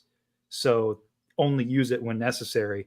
Maybe on the flip side of that, Plagueis is like, feel how awful this is and use that. Like, you really want to torture these people when you use Force Lightning. Maybe it's to get your headspace more into what you're actually doing when you use Force Lightning. It's like, hey, this isn't like a lightsaber cut where you cauterize the wound and it hurts for 5 seconds or whatever. This is this is an intense burning. And so when you feel it, you can recall on that hatred when you use it to someone else. Yeah.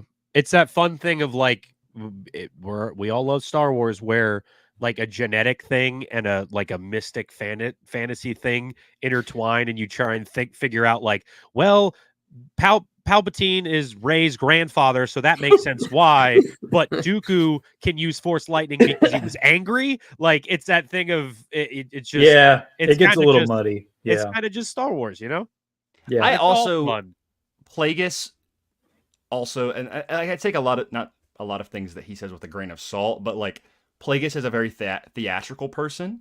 And he's also, like he goes on a lot of long monologues about the Force, and it could just be him being a little pretentious of be like, yeah, you can use your Sith lightning, but it's not like right. You won't be able to feel the true power of Sith lightning. And he may not mean that literally. He just means that in more of an egotistical way of like, one must experience the lightning before they deal the lightning. I don't know. I think at this point, it's just like Plagueis' teaching style, right? Because he does the same thing for Force Choke. He chokes Palpatine as well when he's regaling a story about choking, about like making it seem as if someone was poisoned at dinner. So good. Yeah. So I think that's really just his teaching style. One thing that while listening to this stuff earlier, I do wanted to point out is with Plagueis, he's always bested by somebody else when he feels like self-conscious about himself, which is very interesting. Like when Plagueis has the idea, or Palpatine has the idea of, the Jedi need to be infiltrated from the inside. He almost like is taken aback. He's like, what? Like, oh, you were able to have an idea? It's my destiny to take all this down, and you had a great idea, which is supposed to help me. Maybe you have the idea and you give it to me. It's like always, or with Venomous, where it's like, how could Tenebris have even had an apprentice? Were they being trained at the same time? Does he have the same destiny as me, that he questions his own destiny with the Force, which obviously it's not. He, like Cole said earlier, he's just the bridge to Palpatine. It's just always very cool how like smart he is and how intelligent he is and how planned out he is, but he's always stopped immediately in his tracks by somebody else who just makes him feel a little bit self-conscious about what he's doing. He's just very emotional, which is the way of the Sith, Main character. Yeah, I think I think it really just makes him question, because I mean he's the kind of character that plans out everything. And so when there is an outlier of info that he didn't anticipate, or he didn't think about, he didn't expect, he's like, well, hold on, why didn't I think of this? Yeah.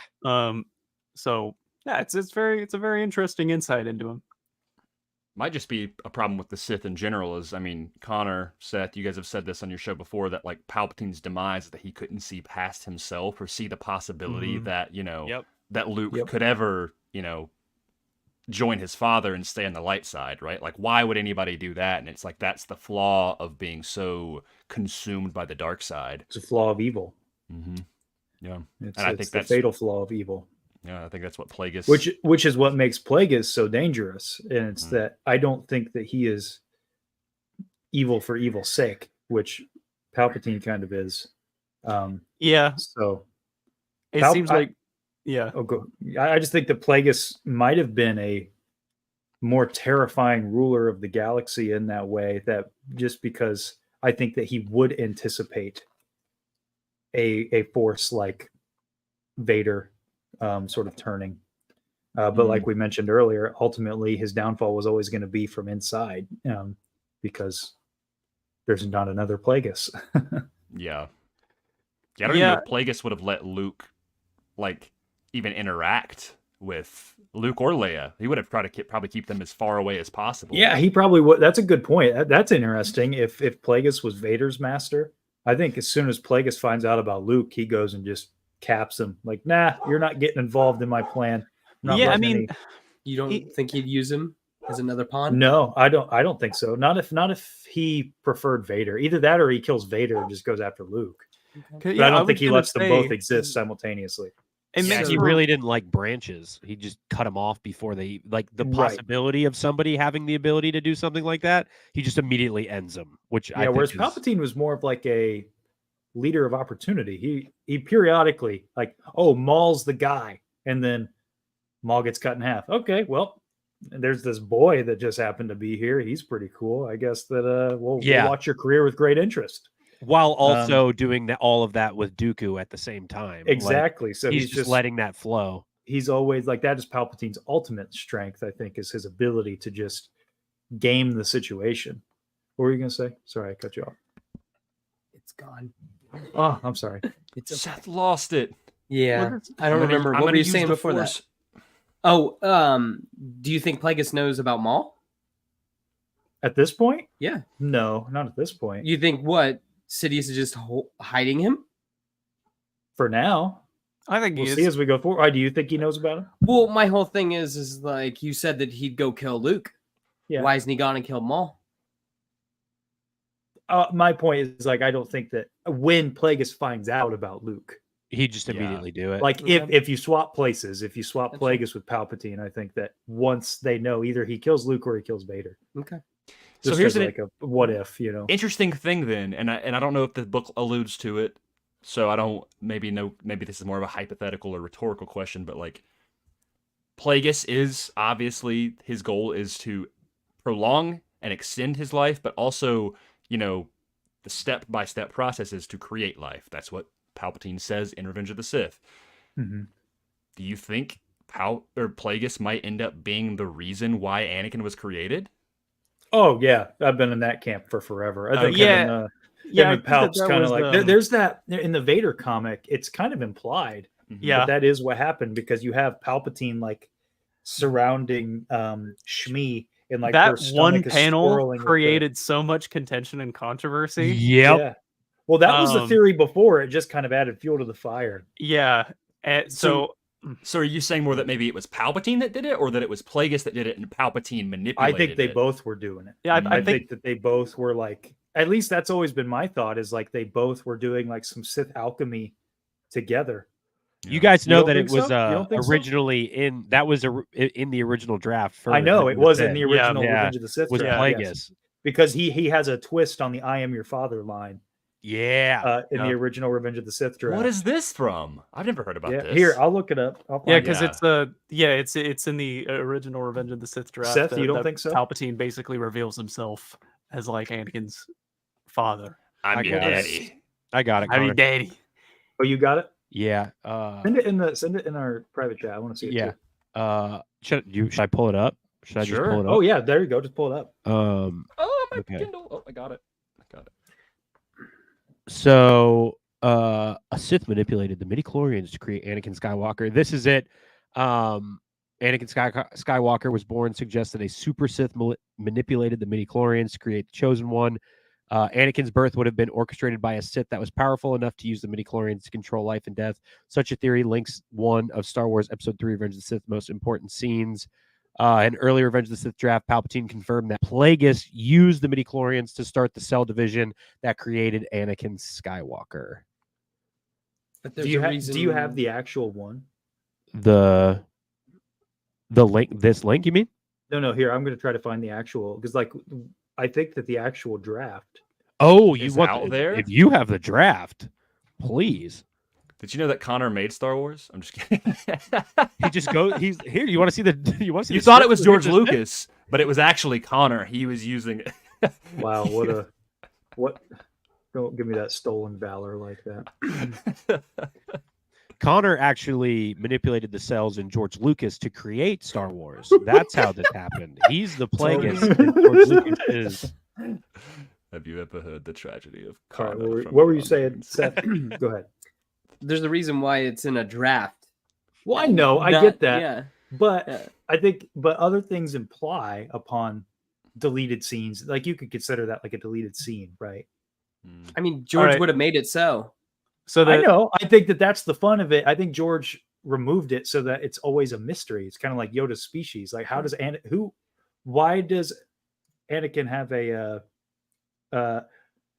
Andrew? What a comment. I'm sorry, that distracted me. I just saw Connor, that. it's your fault. no way. He did it. Thought we were bros. Come on now. Oh, Yeah, I man. mean, it still is a draft, but at the same time, like it's still a mystery. So we don't know how yeah. this happens. And I things think are it brought should in from still- drafts all the time with like yeah, even today. I think it should still be said for something that at the very least, the thought of Plagueis using midichlorians to create life is still in the movie. Yeah. So that I idea think is it's still just there. it's just meant to be like an allusion to it. This is the Yeah. George Lucas-y Which quote. I like that it's not. We don't know for sure Yeah. because it is weird that I'm just. That's the messing thing with about you, the Andrew. Force It's is all I don't right. think everything should ever be fully explained. Yeah, like not everything needs to be explained. Some things can just be left up to interpretation. Like we have some pieces there, but ultimately it's up to us to figure out why this is, or just think about it. So I think it makes it more interesting. When Yeah. asked about this, George said, it's left up to the audience to decide. Yeah. Ultimately, it has no relationship to how he dies. So it's like, it doesn't really change the Chosen One prophecy, how it started. It's just that it was Yeah. fulfilled is the main part of Star Wars. So Well, that's it's George just being George. I mean, Yeah. but we're still even with the Force in general, we're still feeling the effects and the sentiment of that today. Like when Ahsoka came out, right? The dilemma of was what she experienced with Anakin in the World Between Worlds, was that real, right? And it's like, well, it doesn't matter because it was real to her. Like it's that quote Dumbledore when he mentioned to Harry, where he said, Is it of course it's all inside your head, but why should that mean that it's not real? Exactly. Yeah. so No, I mean I think any story. I think if a story spoon feeds you the information just verbatim and gives you no room for interpretation, then that's super boring. I like mean, that everybody here, like Seth has one view of it. I have another view of it. You guys have other views on it, and that's that's what breeds the discussion. In Yeah. this, when George is asked about it, so like I just pulled up the quote on here because I'm not going through this whole thing right now.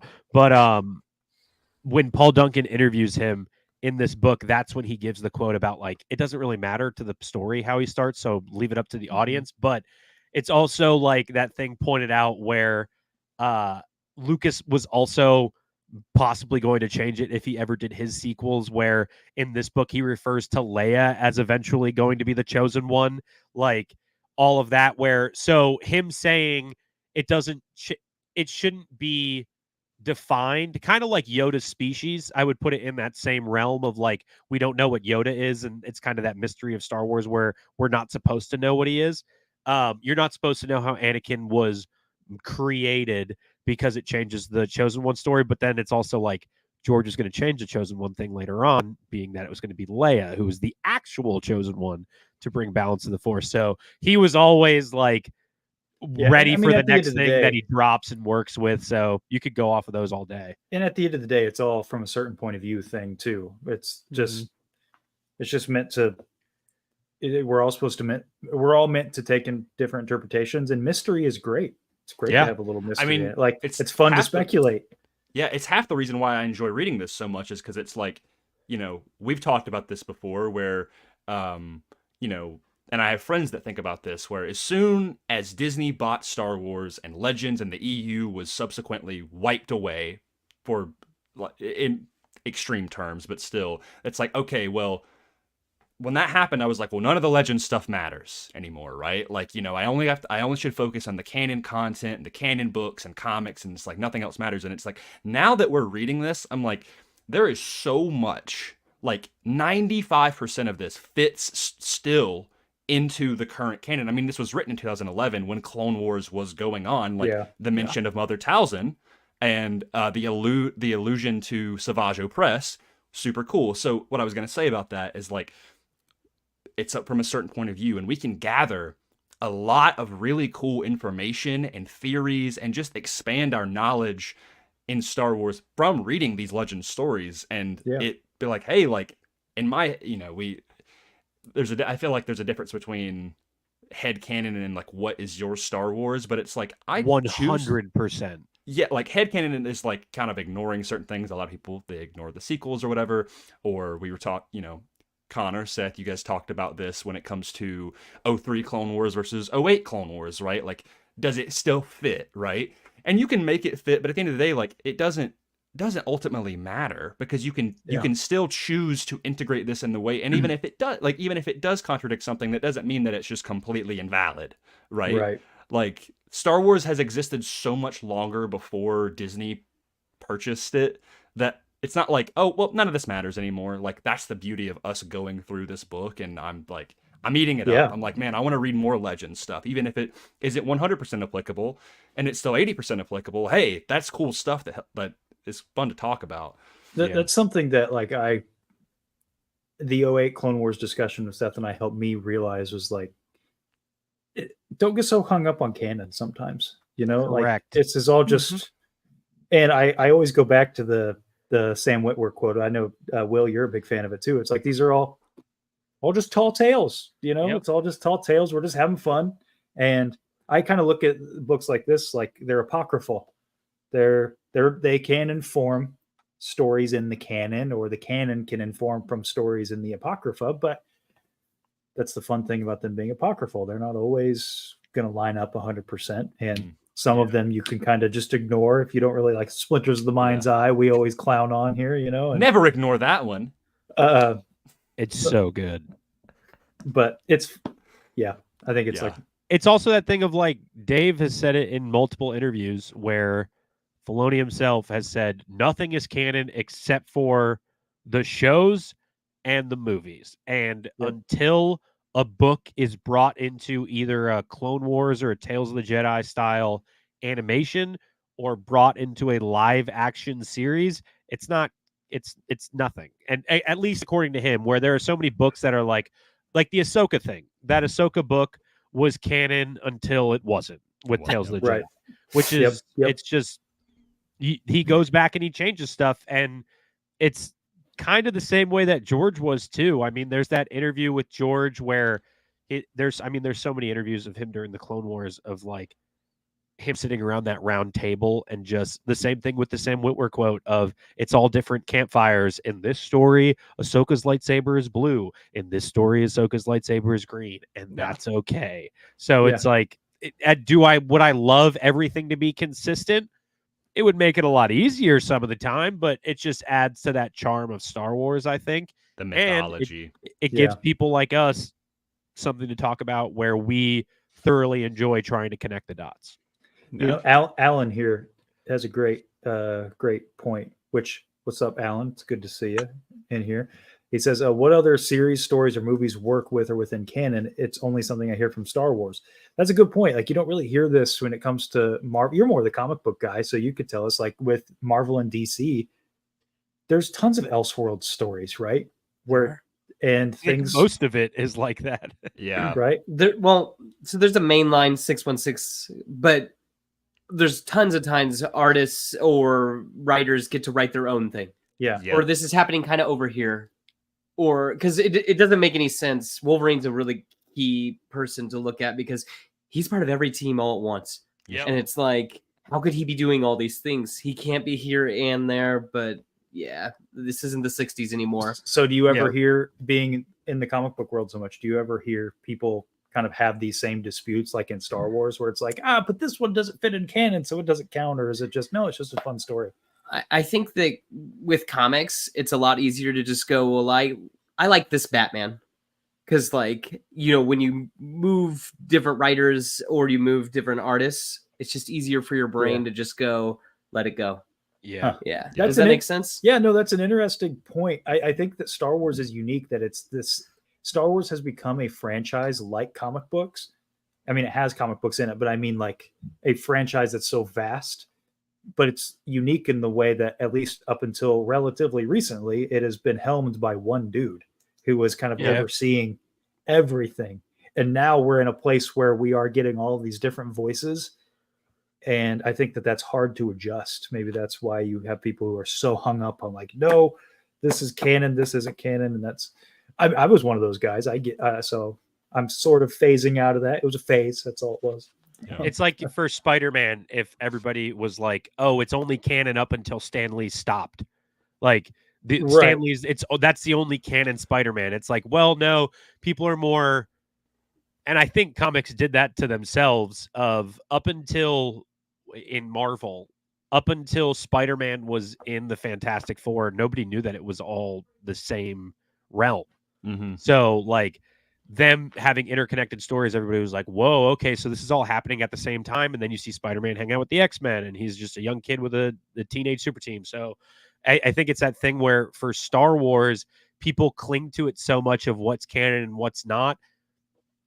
And Star Wars is also this thing of like, it is a super specific group of fans where everybody wants what they like to be what's canon. Yeah. And I think there's less of a group of people who are open to maybe the thing that is officially canon isn't exactly the thing that I like, regardless of whether you think it's canon or not. So it's that openness that I think is a little bit different when you look at a Star Wars fan versus a comics fan. I do think it's frustrating because I think that Star Wars has the ability to make things canon, like, because the stories are still small enough. Like, it's not like Marvel and DC where everything is so vast. And Disney had a chance to be like, okay, we're going to just keep this all canon and everything. But I feel like that they've just, it's lost its, it's far away now and they can't even control it anymore.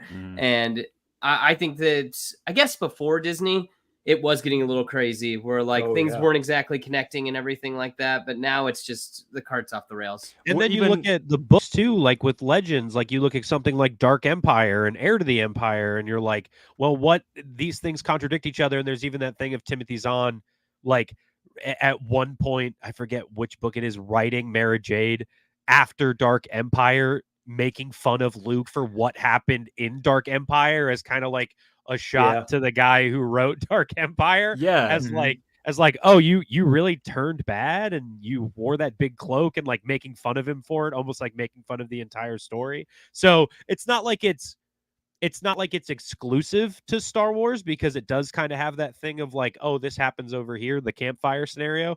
I just think with Star Wars, like Seth said, it could very much be that way, like in comics. It's just, it's very hard for people to go in that direction, especially now. This is the last thing I'll say about it. So, how much do you guys know about comics? I know a good bit. Okay, so like the Ultimate Universe in Marvel. Exactly. So correct. Early 2000s, everything's really connected. There's only like 5 books. Like that's what Star Wars reminds me of, where it's like, we only have 6 movies. We have these couple TV shows. We could connect it all together. No, we can't. Nope, we lost it. It's gone. Bye. And I think that's what people just really want. And I think that's what people get frustrated. And even though that there was some bumps in the road, they could recover. But I think at this point, everyone's just like, forget it. I don't even care. Just burn it all. Do you think that Star Wars, do you guys think that Star Wars is unique in that their fan base lacks kind of an ability to have forgiveness? Because I follow some Spider-Man forums, and from what I understand, the current Spider-Man run. Zeb Wells? Yeah. So, but I don't hear anybody be like, "Oh, Spider-Man's ruined. It's like this." It always comes back around. It's been ruined since One More Day. So, but what I'm saying is like, can't fix it. I know. I've heard that that's a bad one. But what I'm saying is like Star Wars fans, they get one bad episode of one thing, and then that's it. The whole thing. The well is poisoned. And it's like, I don't know. I don't get it. Like I watch stuff and I'll read something like, yeah, that wasn't for me, but we'll see on the next one, you know? It's Star Wars is different too, where like we only have those 3, like if you really want to talk about like the original 6, we only have those original 6 from George to go off of. Whereas like in comics, how many different retellings of Spider-Man's origin story is there? Like Luke only becomes a Jedi that one way in A New Hope, and the story starts. Whereas like in Marvel movies, it's different from Andrew Garfield to Toby, from Toby to Edge of Spider-Verse. exactly. It's Like it's all over the infinite. place. Yeah. So with Star Wars, there's not that and maybe it does change with the World Between Worlds and this new galaxy and all of that stuff. Maybe that's the division they're going into, where they can have an Heir to the Empire story, but also this Heir to the Empire story that's technically canon now. Because that's a great example of pointing to, hey, everybody heralds these 3 books, the Heir to the Empire trilogy, as the original sequels right after original trilogy, and it's actively being changed right now with Ahsoka and Thrawn and Ezra and everything from Rebels. So it's hard to pinpoint because we're being told what's canon as it's coming out, as opposed to 80 years of Spider-Man where it's kind of all over the place all the time. Yeah. It's It's interesting. It's an interesting discussion. But Yeah. hey, we kind of should we get back? Yeah, the only thing I was gonna say is that like with the thing that has helped me appreciate all this with Plagueis and just with these Legends things is really and Alan mentions it here, at least we put it in our tier list, was Star Wars Visions, right? Connor and Yeah. Seth did not put that in their tier list, but we did. Didn't. And I love Star Wars Visions because the approach of that. I'm not hitting on you guys, by the way. I'm just saying. I'm acknowledging his guys. No, Yeah. come on. comment. Give I hate you guys. I'm kidding. I'm sorry.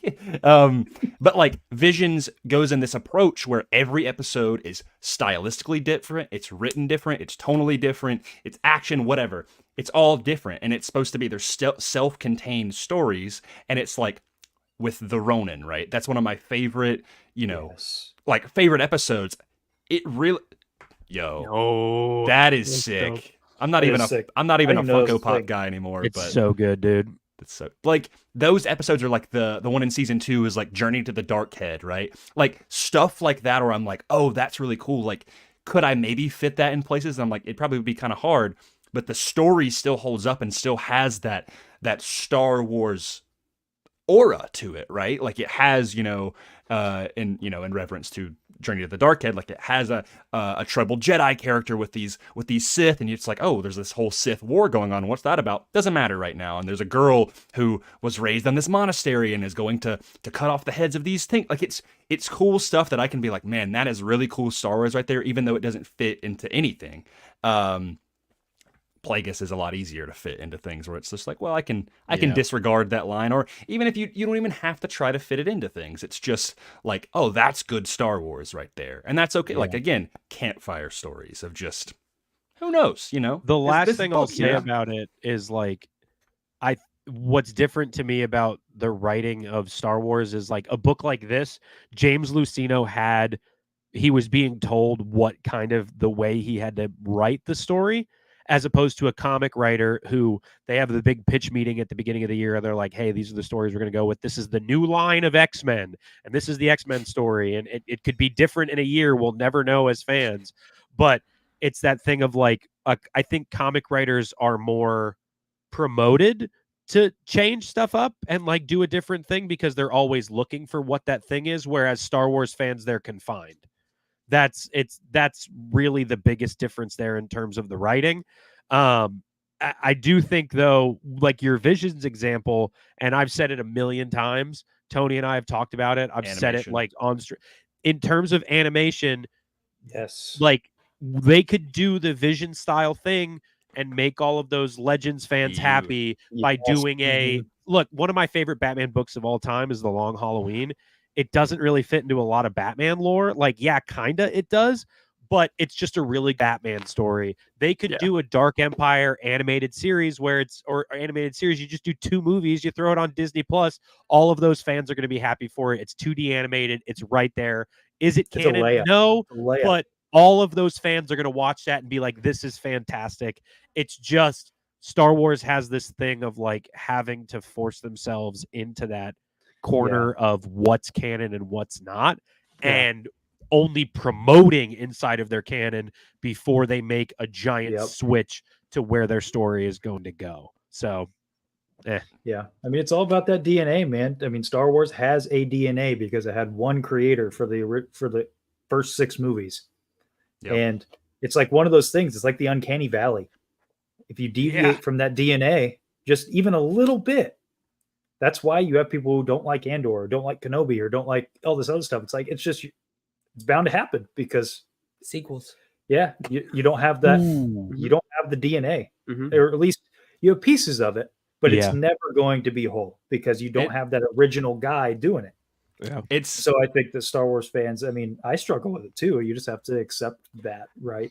I mean, even when they did have the original guy doing it with the prequels, people were still upset about it, right? Exactly. Yeah, I mean, case in point, right? So Yeah. I mean, There, just the way that I see it, like I'm approaching it almost holistically at this point, because I have put aside my rage and contention with stepping out of bounds of whatever a long time ago, because I just realized, I mean, these are stories, right? They're meant to be enjoyed. We shouldn't be taking fantasy and then trying to constrict it into realism, right? I just think that if it is, like, yes, there is an established story.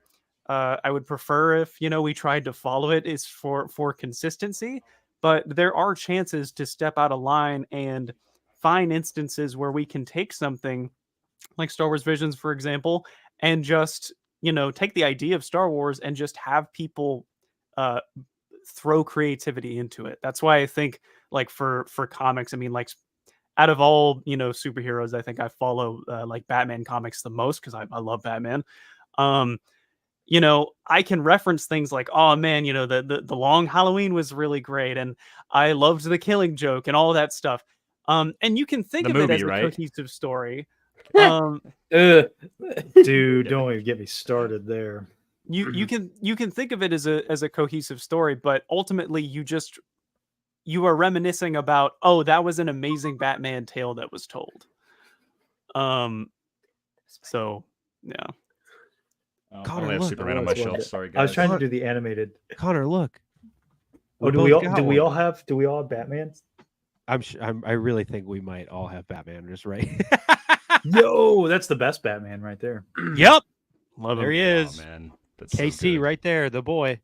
Was Grayson going to go get one too? No. I sadly only have Superman on mine. You came up Batman-less? Yeah, I have, I'm not kidding, dozens of Batmans in my other room. I have also Nightwing as well. Sure. That has major my girlfriend goes to another school.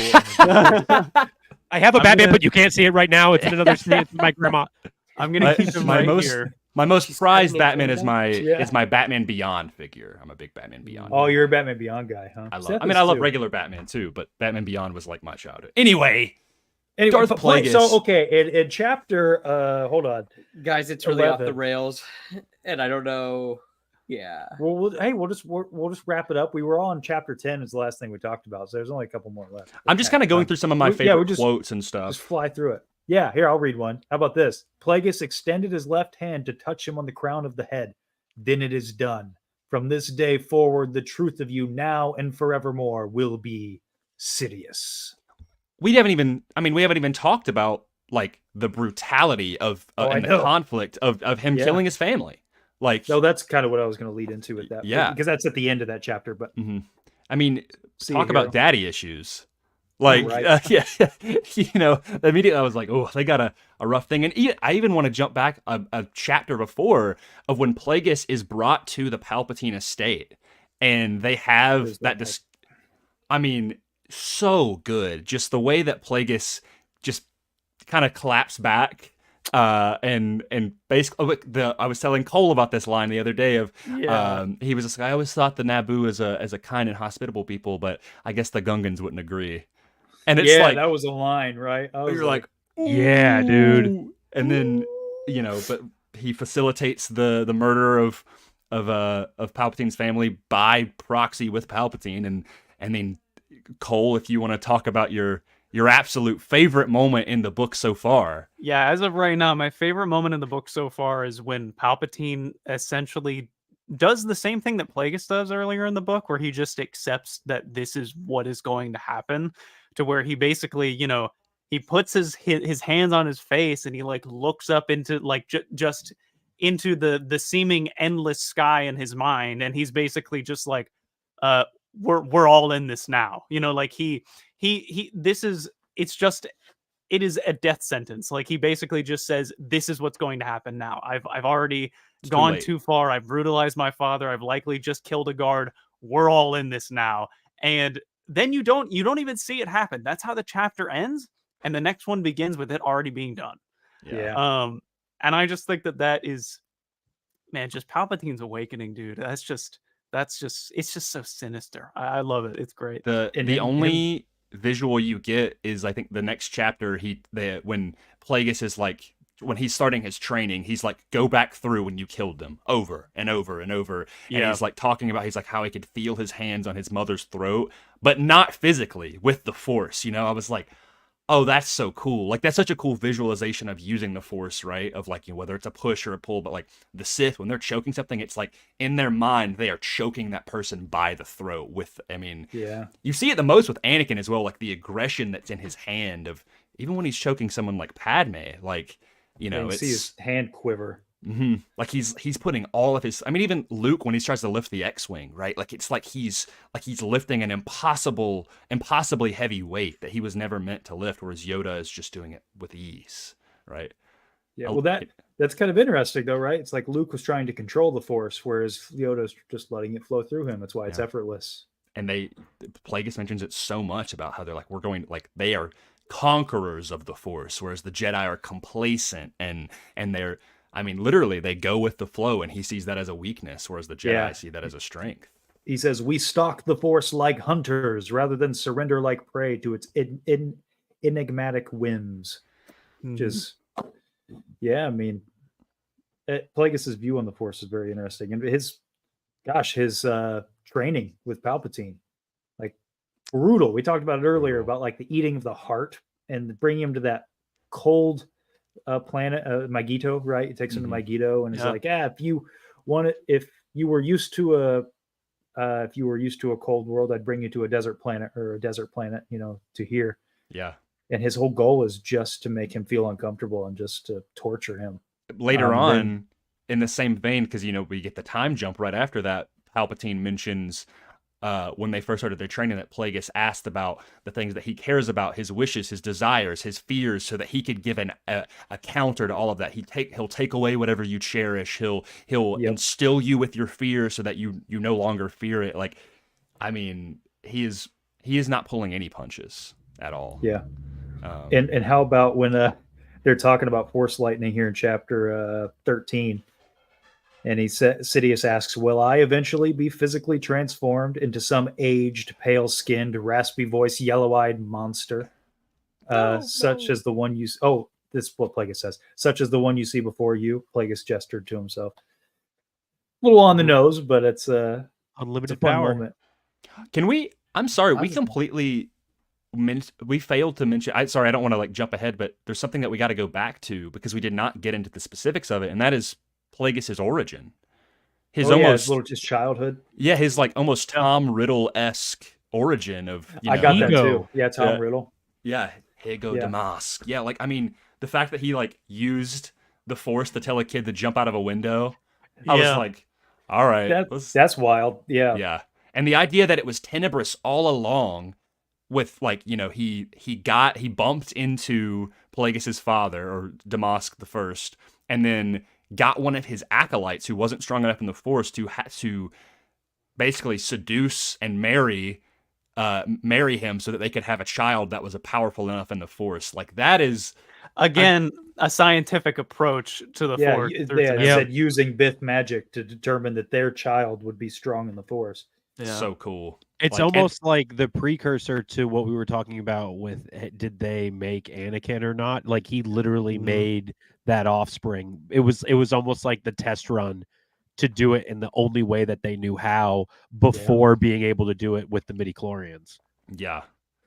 It's the, I mean, it really, you got to give credit to the Sith. It really is that building blocks of like getting subsequently better and better, and we're going to become stronger and stronger, and we're going to work out the kinks as it goes on, literally step by step by step. When you look at it that way, it really seems like Palpatine is the monkey wrench in the whole thing. Yeah, like everything was so deliberate, and then they just happen to meet, And Plagueis is like, all right, well, I guess this is what we're doing. Yeah. It's really interesting to think about if Plagueis would have not found Palpatine and then brought Anakin in as his apprentice, like how the galaxy would be different and if there would ever have been a redemption. Well, see, Oh, go ahead. I was just gonna say he needs that figurehead in the Senate. Yeah. So, do you think anybody offered that? They're Well, gonna no. take it. Yeah. Yeah, it's that whole just you place the forbidden fruit in front of you. Yeah. Makes you wonder if like that was the will of the Force to put, like if you look at the will of the Force almost like a godlike figure, bringing in Palpatine is like, hey, the galaxy is going to suffer for a little bit, but this is ultimately to bring about the end of the Sith. Like the dawn is darkest just before the dawn. He says like the galaxy needs to go back to a more like barbaric age so that people would be willing to like he's almost encouraging stirring the pot in a way. Yeah. Which was that's what Luthen actually says in Andor. Yep. Like we need the galaxy to experience, like they're trying to go to the Empire into being more brutal so that the galaxy will see what a problem it is. So that's true. Like poetry, guys. It rhymes. Luthen is Plagueis. Wow. Yeah, there we go. That's it. Well, we still have to uncover the mystery of why Luthen has a kyber crystal necklace, but would you guys be surprised? No, I'm not going to get into that. That's a different thing. Seth's so excited. Season 2. What if Qui-Gon appears in Andor season 2? Seth? He probably will. I think he's go. confirmed. Yeah, I think Liam Neeson is confirmed to be in it. All of Best season show 2 ever. of Andor is Qui-Gon as a Force ghost. Speaking of class Star Andor, Wars. though, this is something I wanted to bring up because we are missing our resident Andor fan. Tony is not here at the moment. We all know how much Tony loves Andor. I'm being facetious for anybody in chat. Tony really does not like it. He hates it. I enjoyed Andor. I know, like Grayson and Cole, you guys really enjoyed it. Seth and Connor, I know you guys really enjoyed it. He doesn't like it. I know.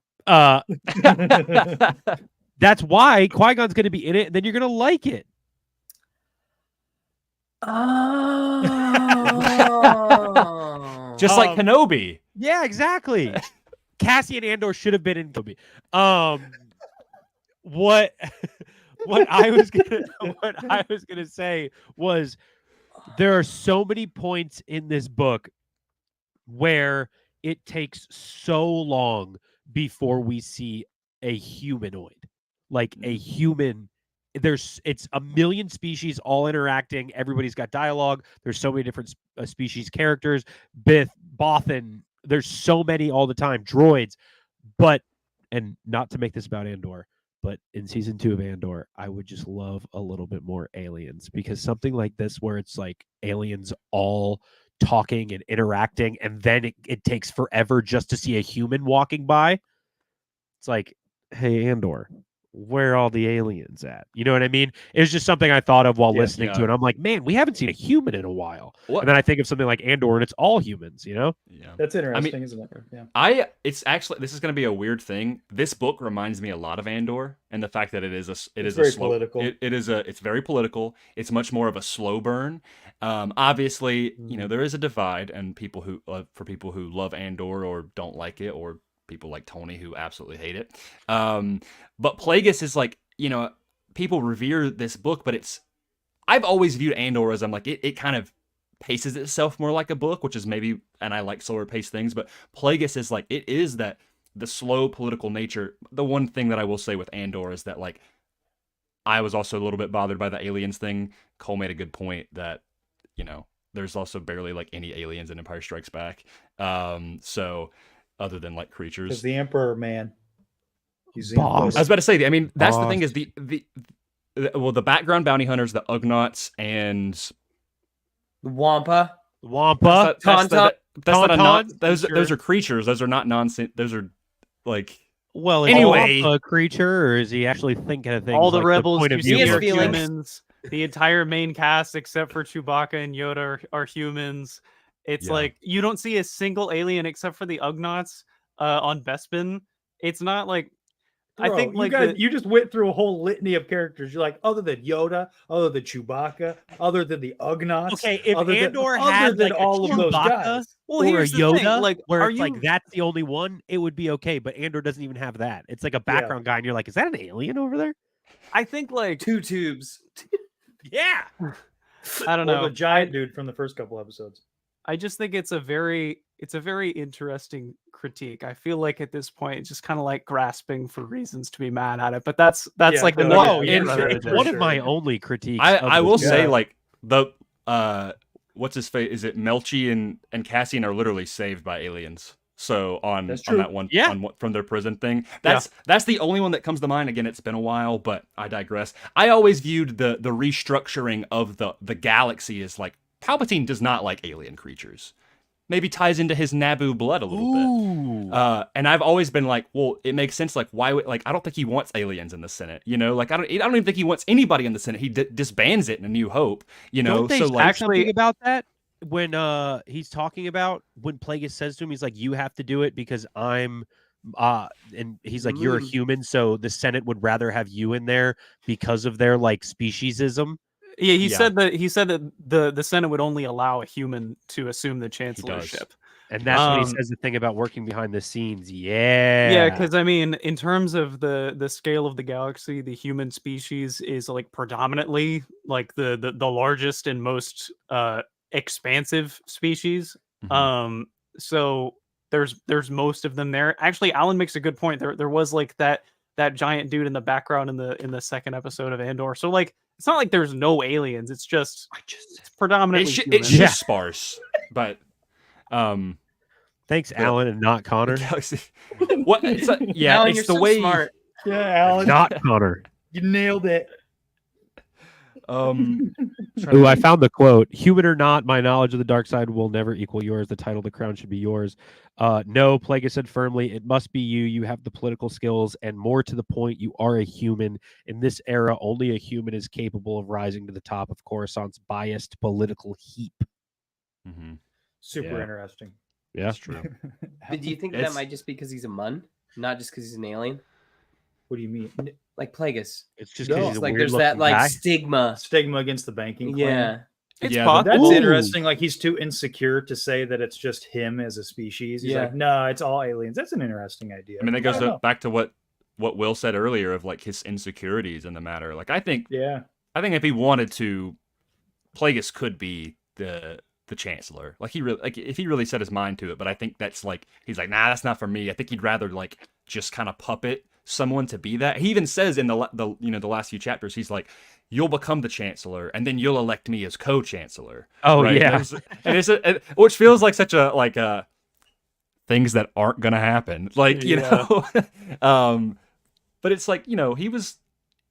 I think it's as time goes on, he realized how much political cunning that Palpatine has. He's like I don't know if I can fully just have him there alone. He's like, yeah, just make me co-chancellor, I guess. Like, okay, buddy. Like that's not even Yeah, I do like how even he says, but even then I will advise only in the secret from behind your throne, because after Palpatine, because Plagueis is not in the sequels or the prequels or anything, Palpatine kind of does both jobs for himself, where like he's the puppet master behind the scenes, just like Plagueis said he wanted to do, but he was also the face. So he's both the Plagueis and the Sidious and the Jekyll and Hyde. Palpatine at that point, which is That's kind of interesting. cool how he filled in both of those roles as one person.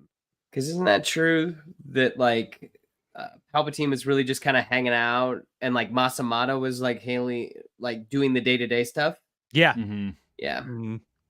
I think it's potentially possible because, as we found out, Plagueis was essentially trying to raise a partner and not an apprentice. Yes. And so Palpatine got to the point where like he was like, "Dude, I don't need you, man. I don't Yep. need you."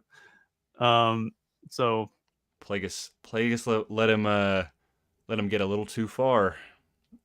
Yeah. I do think that's the big thing though with Plagueis, how we talk about his insecurities, is like Plagueis starts to and as I read the book, so you kind of figure that out. Plagueis starts to feel like Palpatine doesn't need him anymore. And that's kind of the whole thing where like Palpatine's realizing it at the same time that Plagueis is, because the Sith are always thinking of one another. He says it to Venomous before he feeds him the flower. He's like, and Venomous is like, well, I can become your apprentice. And he's like, I will always be worried that you would take me down.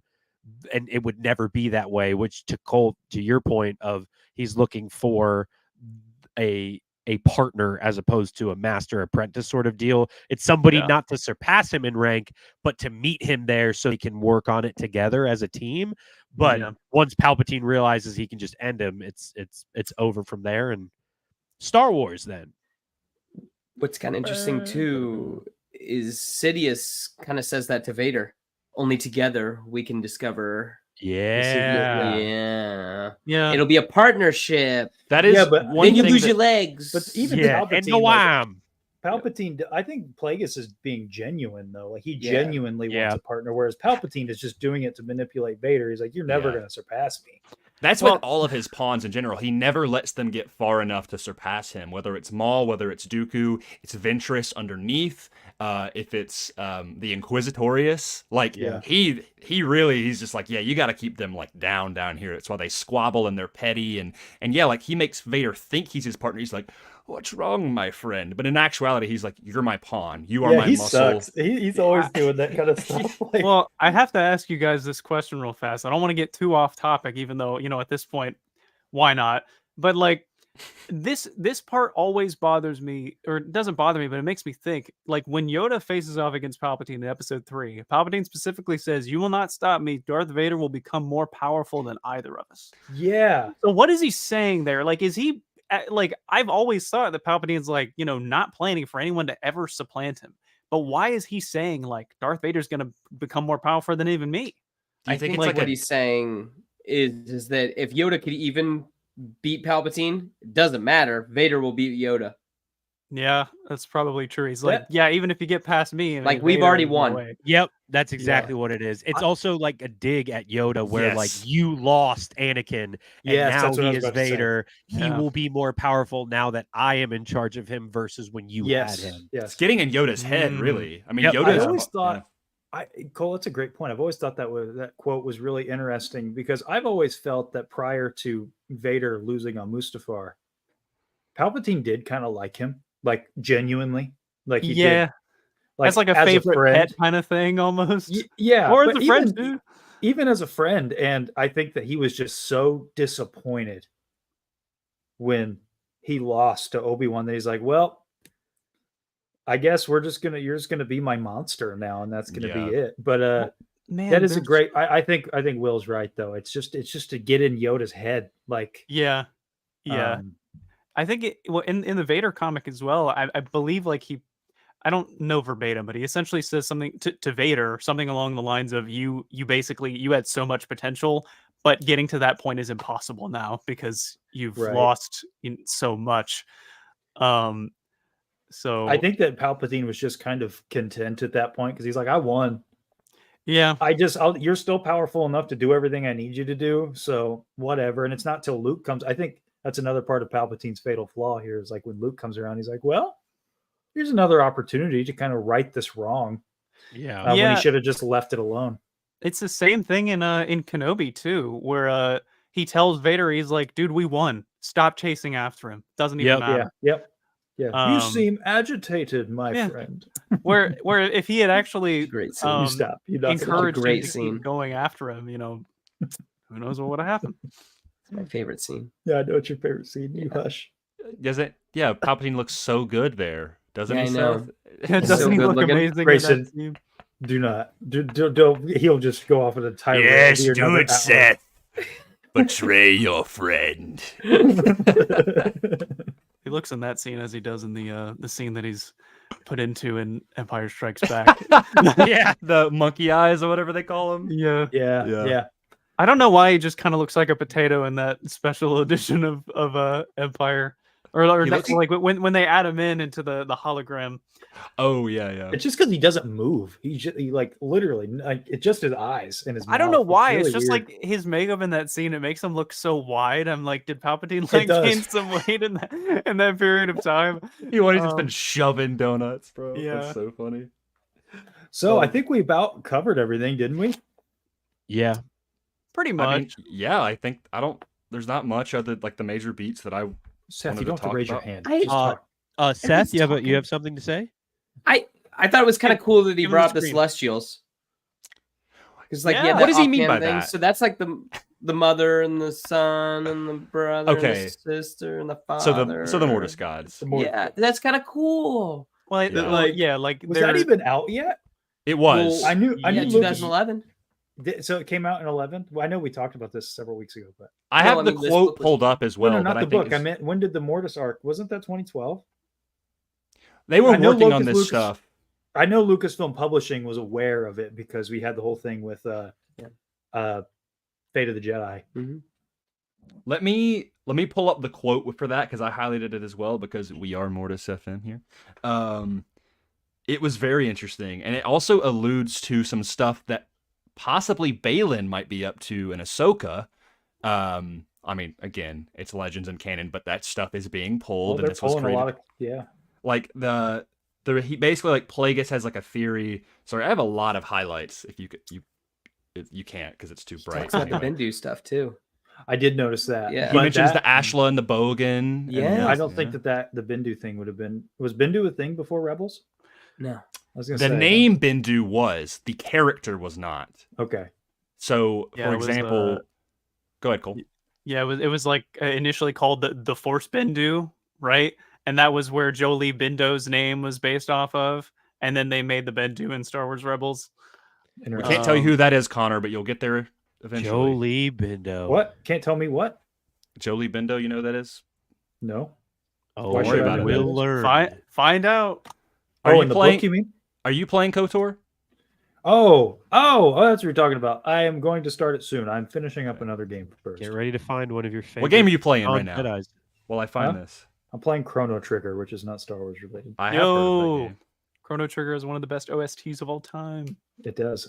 It's one of the greatest video games of all time. I've just been waiting. I've just been putting it off. But I'm like, I have to play this game.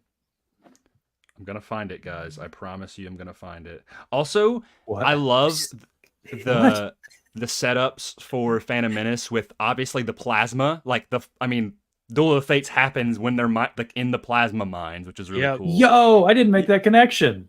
That's Right, cool. right.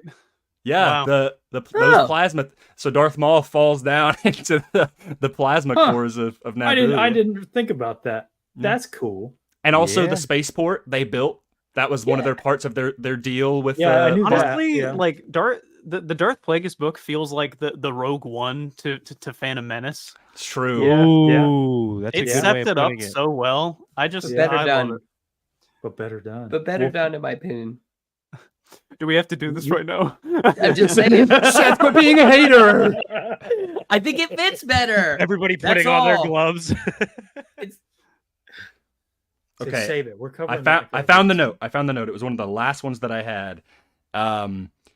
I'll just read the full paragraph, even more than what I highlighted. But it said, it had been theorized by Jedi and Sith alike that balance between the light and dark sides was actually under the guidance of a group of discorporate entities, the ones called the Celestials, perhaps, one who merged themselves with the Force thousands of generations earlier and had continued to guide the fate of the galaxy ever since. It implies in this that it was people, that the Mortis gods were people who transcended, and we know that's at least with the mother who debatable if that's something we'll ever see, but that's something that like again, the absence of the father, Balin is standing in the hands of the father. He has black on one side, brown on the other, light and dark. In my mind, Balin is trying to become a Mortis god, and this in this book alludes to that as well. That's fascinating. I gotta see more. Gotta see more. So everybody, how do we feel about Plagueis right now? About the book? Are we I excited? mean, it's all right. It's all right. Like, No, I'm digging. I'm it. happy we started on this book. Because Seth, you have read this book before? Once. A long, A long time ago. Okay. Yeah. In a galaxy, Galaxy here or far away? I'm always in a galaxy far away. Dude, So- can I come hitch a ride, man? Sounds cool. Yeah, man. I mean, I'm on track for this to be one of my favorite Star Wars books. I mean, I've read a handful of canon ones, and the Legends ones that I have read have been, they were when I was younger. They were like YA or not adaptations, but they were like YA books. Like my favorite that comes to mind is the Wrath of Darth Maul, which was a book by a YA book by Ryder Wyndham, which actually connects to this book. I think they came out the same year, which is kind of crazy. But anyway, this, like, in terms of, you know, just as an adult, this book is I mean, it's great, and I'm stoked to finish it off. In the I next wonder stream. if that's the book that Sam Witwer is talking about in that interview. It's Is it? not. It's the book that he's referring to is Darth Maul's Shadowhunter. Ooh, And he did okay. it. And that one, I listened to that one earlier this year. That one is incredible. But it came out in either the 90s or like 2001. It was very like early prequels, and a lot of the stuff with like Dathomir, the whole stuff with Dathomir, Maul refers to him as I'm from Iridonia, right? It's like, well, Gotcha. that's not true, you know? So Yeah. stuff like that, and like Qui-Gon is referred to being on the council. Ugh. Qui-Gon's not on the council. So it's little things like that, and I think, you know, Sam Witwer is like us. He is a fan. He cares about the integrity of the lore, and so probably when he was doing these things, he couldn't help but be like a little bothered, because, you know, he knows these things. And I think that's when he called up Dave, and Dave was like, Sam, it's okay, man. Like, it's okay if the stories are different. It's not the end of the world. Like, these are good things. They just allow us to expand the storytelling further. And man, you gotta love them.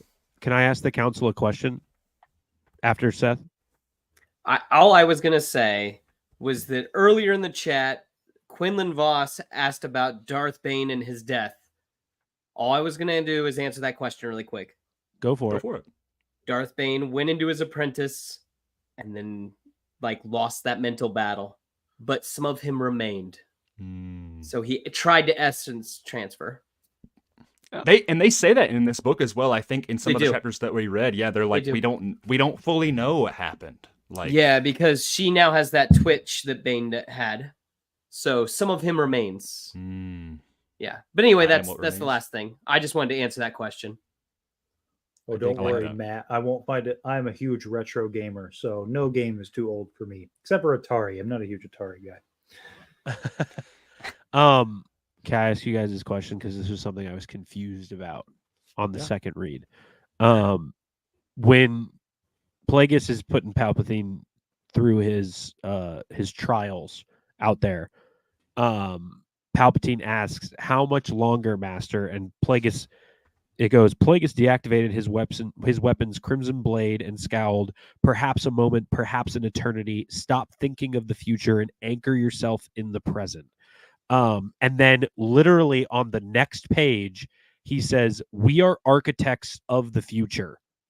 So like, it's just interesting to me how he says you have to be in the present, but his whole thing is trying to teach him to think of the future, which I thought was weird. I didn't know if that was like the point where like he's a Sith and he's supposed to be contradictory, or if I'm thinking of it in the wrong way of like him being in the present is what makes him an architect for the future. It was just a weird, like, What? within lines. It was like that, and then you flip the page and it's right there where he says, "We are architects of the future," as almost the way of ending the lesson he's trying to teach him by telling him to be in the present. I don't know. It was just, I don't know if anybody else had a way of I explaining actually had some similar dilemmas with reading that, because Palpatine asks a question and Plagueis asks, or he answers it, and Palpatine's like, "No, not that, answer that." And it's like the answers are flip-flopped, where like the one question he's answering is actually the question that Palpatine ends up asking later. And it's kind of left up to the reader of like, is he talking about like what is Palpatine, like how much longer, what is he asking there? Is he asking how much longer it's going to be till they win? How much longer that he's going to have to endure this pain? How much longer he's going to have to, or that it will be until he becomes an equal with Plagueis? There's so much there, but Let me pull up the thing real quick because I want to read it myself. That's where he says, "We are not butchers, Sidious, like some Pathsis lords. We are architects of the future." Sidious swallowed and found his voice. How long? Plagueis stood, reigniting the lightsaber as he did so. Not a standard day sooner than a decade. Maybe Is it's like how a that macro ends. micro thing. Like it's like Plagueis before is like, hey, when you're thinking about you, it's on like a you need to worry about now. Yeah, But Yeah, maybe I it's think like but when we're talking about the grand plan, yeah, you need to be an architect of the future. oh, because maybe that's what it is. he says yeah. here, Sidious continued his gaze at him. I meant, how much longer will it take for me to learn? Yeah, So there's like kind of a switch in like the context of what they're talking about. But yeah, it is like 3 paragraphs apart. yeah. Yeah, It's one- literally like the bottom of the page. You flip, and the top of the next page, it says that You said next what I was line. gonna say. Yeah. I think it's a subjective, like it's a multifaceted thing. Yeah, where it depends. It's situational, I suppose, is what I was trying to say. It makes you wonder, like, how James Luceno constructed Plagueis's character. Because have you ever looked at like a character board? You like come up with several traits, and like that's how you use the character to interact with situations. So I think clearly one of them is insecurity. It makes you wonder if like maybe something he's contradictory, and he often, because it's like, I don't know if you guys get this, but it almost seems like Plagueis kind of bit off a little more than he could chew. It's like he's super powerful, but he also doesn't. It's like he doesn't really know how to be a mentor to Palpatine, so he's just trying everything all at once and seeing what works. I'm like, yeah, he's really good at the architect of the future stuff, but he like kind of flip flops a lot, and it's just kind of torturing Palpatine. I don't know. He doesn't seem like the best mentor Well, in that way.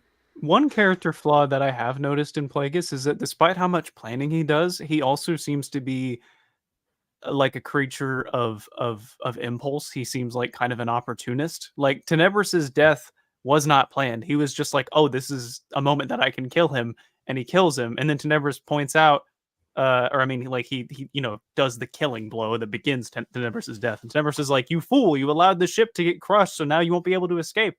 So like that was kind of in that moment where he didn't really think about that. And he also opportunistically just decided to take Palpatine under his wing without like taking too much time to oversee him, So Yeah. Maybe Yeah. that's what he means by stop thinking of the future and anchor yourself in the present. Because if he was constantly thinking about how they were going to get off, how they were going to get out of that situation, he wouldn't have taken the opportunity to take Tenebris's life in that present moment, because he was anchored where he was. Maybe that's actually, thank you, Cole, because that's like a good example of what I was trying to think of other examples of like when Plagueis was like incredibly in the moment, because it seems like this entire book he's the more architect of the future sort of character. But I guess that's a really good moment of, oh, I can kill him right now sort of deal. So I dig that. Yeah, it's kind of like it's like a double entendre. Like there's two different meanings there. Like an architect in the future is a builder in the present. So you have to do things in the moment. What in a order line! to get to where Just you dropping want. some wisdom on us, Cole. Man, Wow. What can I say? Yeah, I mean, I guess he just he saw the moment it takes Tenebris out, and he was like, well, if I don't do it now, I might never get the chance to. So, and I guess what he's saying to Palpatine is, if you don't, continue climbing, or if you don't continue like crawling, or like whatever I'm having you do right now, only focusing on what the end goal is, you're never going to be able to do what you need to do right now because you're not focused. But also in your efforts of what you are doing in the present, eventually we will get to where we want to be. I guess Palpatine learns that too when he takes Baby Maul sort of deal of like, because he wasn't going there searching for a baby or searching for an apprentice. Yeah. But that kind of is just like gifted upon him of save him, take him. He's very strong with the Force, and he's almost making fun of her the entire time of like, you want me to take this baby? So maybe that's like the lesson that maybe he learned in that point of the next time where, because even Palpatine too, it seems like he's so, Cole, you said it earlier, of like he's so he's such a planner. And like the biggest thing with Palpatine is he's the puppet master. He's the guy with the plan the entire time. So I guess you really don't see other than I guess Vader being chopped into bits of like, well, I guess I got to figure this out now to keep my plan going, sort of deal, rather than just ending it. Maybe that's another background. I see Palpatine as being both the planner, but also very opportunistic. One of the best examples is in Bad Batch. You know, that's a great example. I know exactly what you're talking about. Yeah, so because they were Rampart trying to put that down with Rampart, but then no, they revealed the entire thing to the Senate. Palpatine comes up and is like, "Man, Rampart sucks, doesn't he?" It's like, I can't believe that. Rampart, you knew better. Get him out of here. This is crazy, though. The craziest part about this isn't that Rampart did it; it's that the clones went along with it. So maybe we need the stormtroopers. And it's like he still got what he wanted, but he played it. It's just such beautiful Palpatine writing in that respect. It did, yes.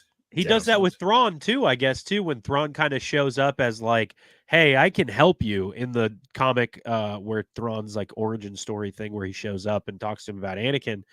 I guess it's kind of that same thing because Palpatine wasn't looking for a new admiral. He's just like, oh, maybe he can help me down the line. Promote him. And it's kind of that thing. And then Thrawn becomes who Thrawn is now that we see him in Ahsoka. So maybe it's kind of that same thing. Those are some good examples. Thank you. Yeah, Alan's got a great quote here. The dark side is intrinsically opportunistic. Yeah. Good. Yeah, that's 100% true. I mean, like another Palpatine example, I guess, like who could say specifically what he was planning, but like Return of the Jedi, when Luke takes Vader down, he's like, Luke, exactly what I wanted. Like, strike him down, take my side. But if Vader had taken him down, well, I still have a powerful slave. You know what I mean? He does he does the exact same thing of playing both sides in Rise of Skywalker, where Kylo Ren shows up and he's like kill the girl, and then Rey's just like, oh, take my place. You know, he's whatever outcome happens, he's gonna take it as long as it furthers his. That's one thing I will defend about that movie is like I think Palpatine is exactly the same way as he is in Rots and stuff. Is that he's like, kill the girl, do that, and then that doesn't work. And he's like, no, I wanted you to be here the whole time. What do you mean? And then, shoot, you guys are a dyad in the Force. He's just always playing both sides, but then taking advantage when he needs to. What did I say last night? I don't want to get on a soapbox here, but it's so hard not to talk about this book and Palpatine without referencing, the big material that he's in, right? Yeah. And there was something last night that I said, and I remember my first point, but I don't remember my second point, but I said like, I was like, there's two major things, like if that would have helped Rise of Skywalker like a lot. And the first one was that if they had just explained a little bit further on why or how Palpatine came back, and then there was a second reason, which was the bigger reason, and I can't remember what that was. You can fix most of it by just keeping in the line. When Kylo Ren first meets Palpatine and he says, you're a clone. Palpatine says, more than a clone, less than a man. Yeah. Why get rid of that line? I don't understand. It's like that answers so much. And I've Cold. Do you remember what I said? It was Did it have to do with Palpatine specifically? The first part did. I don't remember. We were talking a lot about Rey and how I don't hate Rey as a character. I just think she doesn't go through enough. Because I remember it would be meant. I think I remember us mentioning that it would have been a lot better if they had fulfilled Finn telling her about that he's Force sensitive. Right.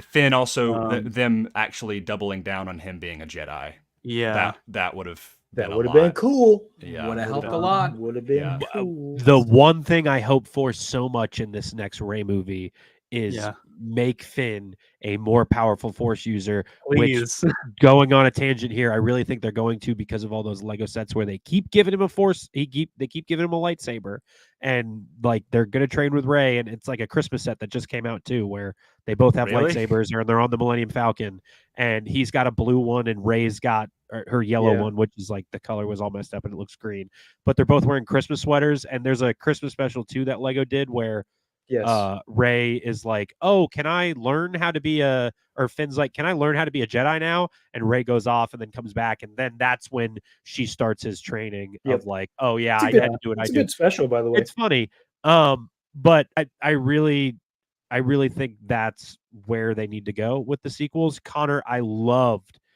when you brought up the whole line about the clone, because I think, and I've heard somebody explain this too about that exact line. I think the biggest thing there was if Rey killed a clone of Palpatine, at least from the writer's perspective, I don't think it was. I think their intention was it was Rey finished it. And it was finally Rey who killed Palpatine at the end, being that she was his lineage, rather than it being like, oh, she just killed his clone. Like Luke and Vader actually killed him, and now he's a clone again. So like clones can keep popping up. But since they took out that line of it being like that gray area of, is it actually him? Is it him reanimated? Is it him as a clone? It kind of sets in that Rey is the one who finally was powerful enough to finish the job. See, I think that the story is helped so much by just solidifying that he's a clone. Because I mean, he is. We know that from the other material, and it also helps, I think, the entire story be more cohesive. Because, like, yeah, Luke and Vader, they did this cosmic reset basically, Yeah. and then you needed someone like a Rey to come back and, when something pops up, take care of it, right? Yeah. Like that's how I look at it. Is there was a we talked I think in our Mortis episode we talked about how like there are these the cycles of it was Abeloth, actually. We're talking about Abeloth. Like there are thousands of year cycles, right? And like in my mind, Anakin and Luke reset with Palpatine, and then the darkness will rise and the light to meet it, and then you need it's just going to constantly happen. So I think that makes, like, you can have your cake and eat it too with something like that. Like you can have Rey be a new sort of chosen one in a way, but Anakin and Luke were like the chosen ones, like there's a difference. Another thing to acknowledge in that, and I've only really just hit me with this, and then sorry, I don't know what I was going to say, that is that the prophecy, like we never hear what the prophecy is. Like we never, like, where did this prophecy come from? Who brought it about? Who wrote this down, right?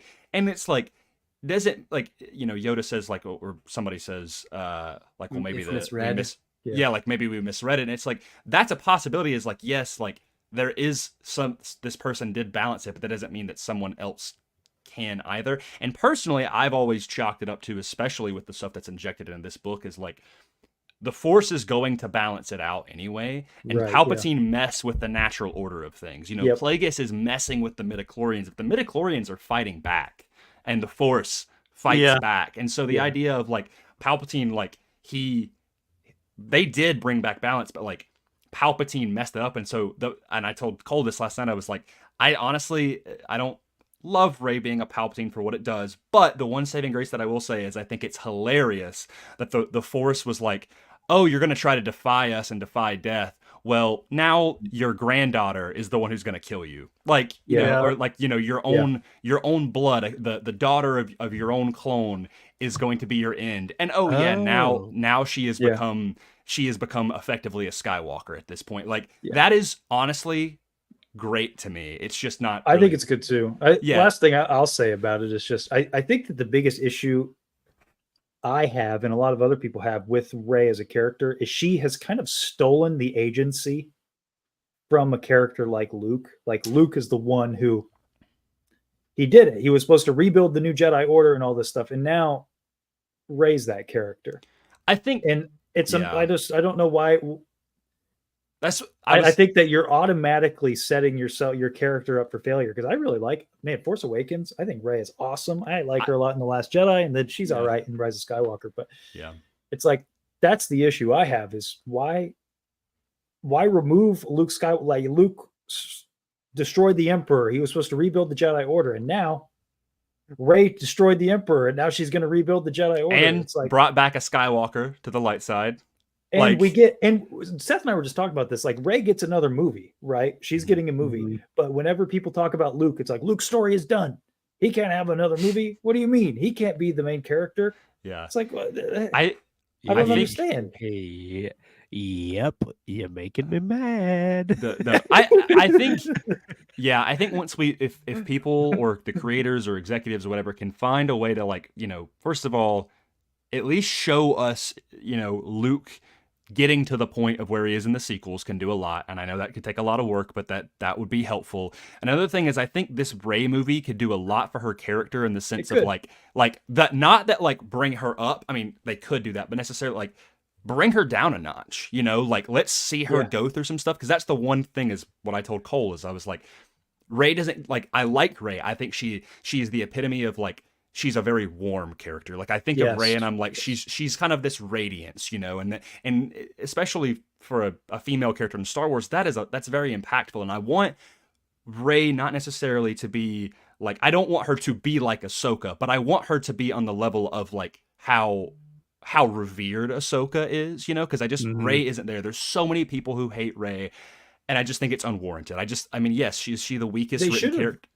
Sorry, I was just gonna say they should have taken the Ahsoka approach, because I don't know if you've ever heard this from Filoni, but Filoni purposefully made Ahsoka unlikable, so that she could grow into somebody that you did like, because he understood the problem. Okay, I'm going to be dropping a new character in with the greats, with Obi-Wan, with Anakin, with Yoda, and it's like, how do you make people care about that character? Well, we'll just make them not care about her. We'll make her be really annoying. But then as she goes, and I think why Ahsoka's so successful as a character is that she is intrinsically tied with the legacy of all of our other characters, where it feels like Rey has robbed the legacy of all the other characters, and she's not intrinsically tied. And they didn't have to do that. That's what's weird to me. It's like they didn't need to do that. They could have. I think they really need to do, in a weird way, a Miles Morales approach, where like, hey, you don't need to be Peter Parker Spider-Man. You just need to be Spider-Man. Right? Anyone can wear the mask. Right. It's just like, you don't need to be Luke Skywalker. You don't need to be Anakin Skywalker. You can just be this new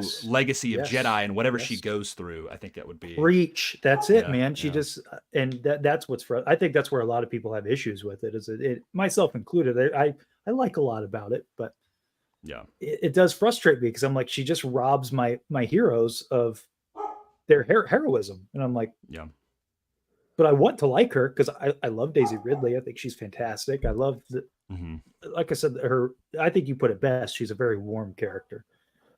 It also would have been better if, like you said, I don't know if I would use the terminology robbing characters of their heroism. I think that was more intertwined with them robbing the actual heroes of their heroism, in terms of like Luke cowarding and falling back and that kind of thing. It was like it was a hand-in-hand thing of like, oh, Rey's doing this fantastic thing that we all thought Luke was going to do at some point after the original trilogy, but not only that, Rey's doing it and Luke is also a coward.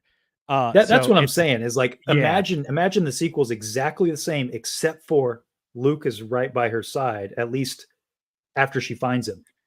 Well, I'm curious. It's like it's perfect, because I remember reading theories at the end of Force Awakens that, to backtrack a moment, that according to Ryan, like Ryan was trying to deconstruct why would Luke go so against his character and be on Ahch-To, right? So in his mind, it was because he failed and he was going to be and he was a coward at this point. I remember reading theories when Force Awakens came out, because the same question was being asked: why would Luke abandon his friends and do all this stuff? And I remember reading a very prominent theory that he was guarding some sort of Sith temple. And he knew that if Kylo found it, that was it. It was game over. And so he was doing what he felt was the most selfless thing, which was taking himself out of the action to guard this massive power. Would have been, and it's like, so there were much better. And there are other ways to do that. I just don't get it. I just don't get why. I don't mind his arc, We got way off the rails on the sequel. I was going to say, we probably should wrap it up. I know multiple of us have been like, let's wrap it up. I want to say though, my last thing is, we haven't finished the book yet. We will obviously come back at the end of January to finish out Plagueis, but I'm gonna throw out a little spitball here. With how Plagueis has been set up thus far, we've been talking about the Rey movie. If Plagueis, or something that Plagueis created, came back in a project set after the Skywalker saga, would that intrigue you? And I'm not necessarily saying that it intrigues me, but I'm like, man, Rey versus Plagueis would be very interesting. No, that just seems like more about playing the hits. Like, get some new stuff in there. Yeah. Yeah. I think the only, and it's also a clone of Boba Fett. Like, I think I think the only thing that I would be able to accept that or like be all right with it, because I had thought about this before. I think something really interesting about I'll give you guys a minute. I think something really interesting about Plagueis' death is that it's thrown up in the air as to like if he actually died. Like Palpatine's standing there going like, did something happen? Where did he go? And since we don't actually know, what I thought would be interesting is, like let's, if we're following, Balin in season 2 of Ahsoka, I don't know, like what if he went in there and found some amalgamation of like what Plagueis is like, like transcended beyond like a mortal being or something like that. I don't know. It could be like an interesting, like seeing Plagueis in the world between worlds or something like that. You mean? Like it, yeah. I mean, I don't know. I'm vastly more interested in whatever we see beyond the Skywalker saga of the villains not necessarily being like mainline Sith or dark side users, but it being something that like, I mean, I pitched something kind of wild to Cole yesterday. I don't know if you guys want to hear it. Okay. Let's well, hear it. I have a friend. If Will is my resident Luke Skywalker fan, I have a friend that I go to the gym with that he's the resident Anakin Skywalker fan, right? And I made a thing where I was like, there's always one. Yeah, it would be really cool if like in this Rey project or whatever, 2 different outcomes. These are kind of 2 different scenarios, but the idea of, let's say that there is something like that has taken over Mortis or something on a galactic, not galactic, but a level of the Force that is grand, right? Anakin is in this kind of weird state where like, and Mortis is in this weird state, or the world between worlds, where like it blurs the lines between the physical realm and the spiritual realm, which ties a little bit to Plagueis stuff as well. But we've seen Anakin, like he was physically there, but like it's up to interpretation. My idea is like, whether it's, it doesn't really matter what the enemy is, but the idea of, something like Abeloth or, whether it's Balin, and he's thwarping, whatever, something like that, work out the kinks later. The idea of properly getting whatever in this mystical realm, whether it's the world between worlds or Mortis itself, of getting Luke Skywalker and Anakin Skywalker as Hayden Christensen fighting whatever this being is in the Force, like next to each other, like in Shadows of the Sith book. Is that happen? I thought Anakin was only a Force ghost in that. I'm talking physically there. I'm talking like they're in this like otherworldly dimension, right? Where like Luke is physically there and Anakin is physically there. Would I love to see it? Yeah. Do I think it's going to happen? Probably not. Probably not. I think the only way we would see that is something like a Tales of the Jedi animation of what happened in Shadows of the Sith, of like Anakin as a Force ghost helping an older Luke, and then that being explained as to why Anakin like just dissipated into the Force, and that's why he wasn't around for the sequels. I think that would be the closest of like seeing them team up. Seth? Thrawn clones Anakin. Luke has to fight Anakin. That's how you're gonna do it. A Chiss clone of Anakin. No, he clones Anakin. Instead of cloning I thought it Luke. was going to be blue. No. I just like the idea of the Force bringing... You'd want everyone to be blue. You're right. The blue man group, Ronnie. please. I really love the visual, and I always wanted this with Rise of Skywalker, and it was either going to be all of the Skywalkers or the visual of Rey, Finn, and Ben all together squaring up against whatever it is.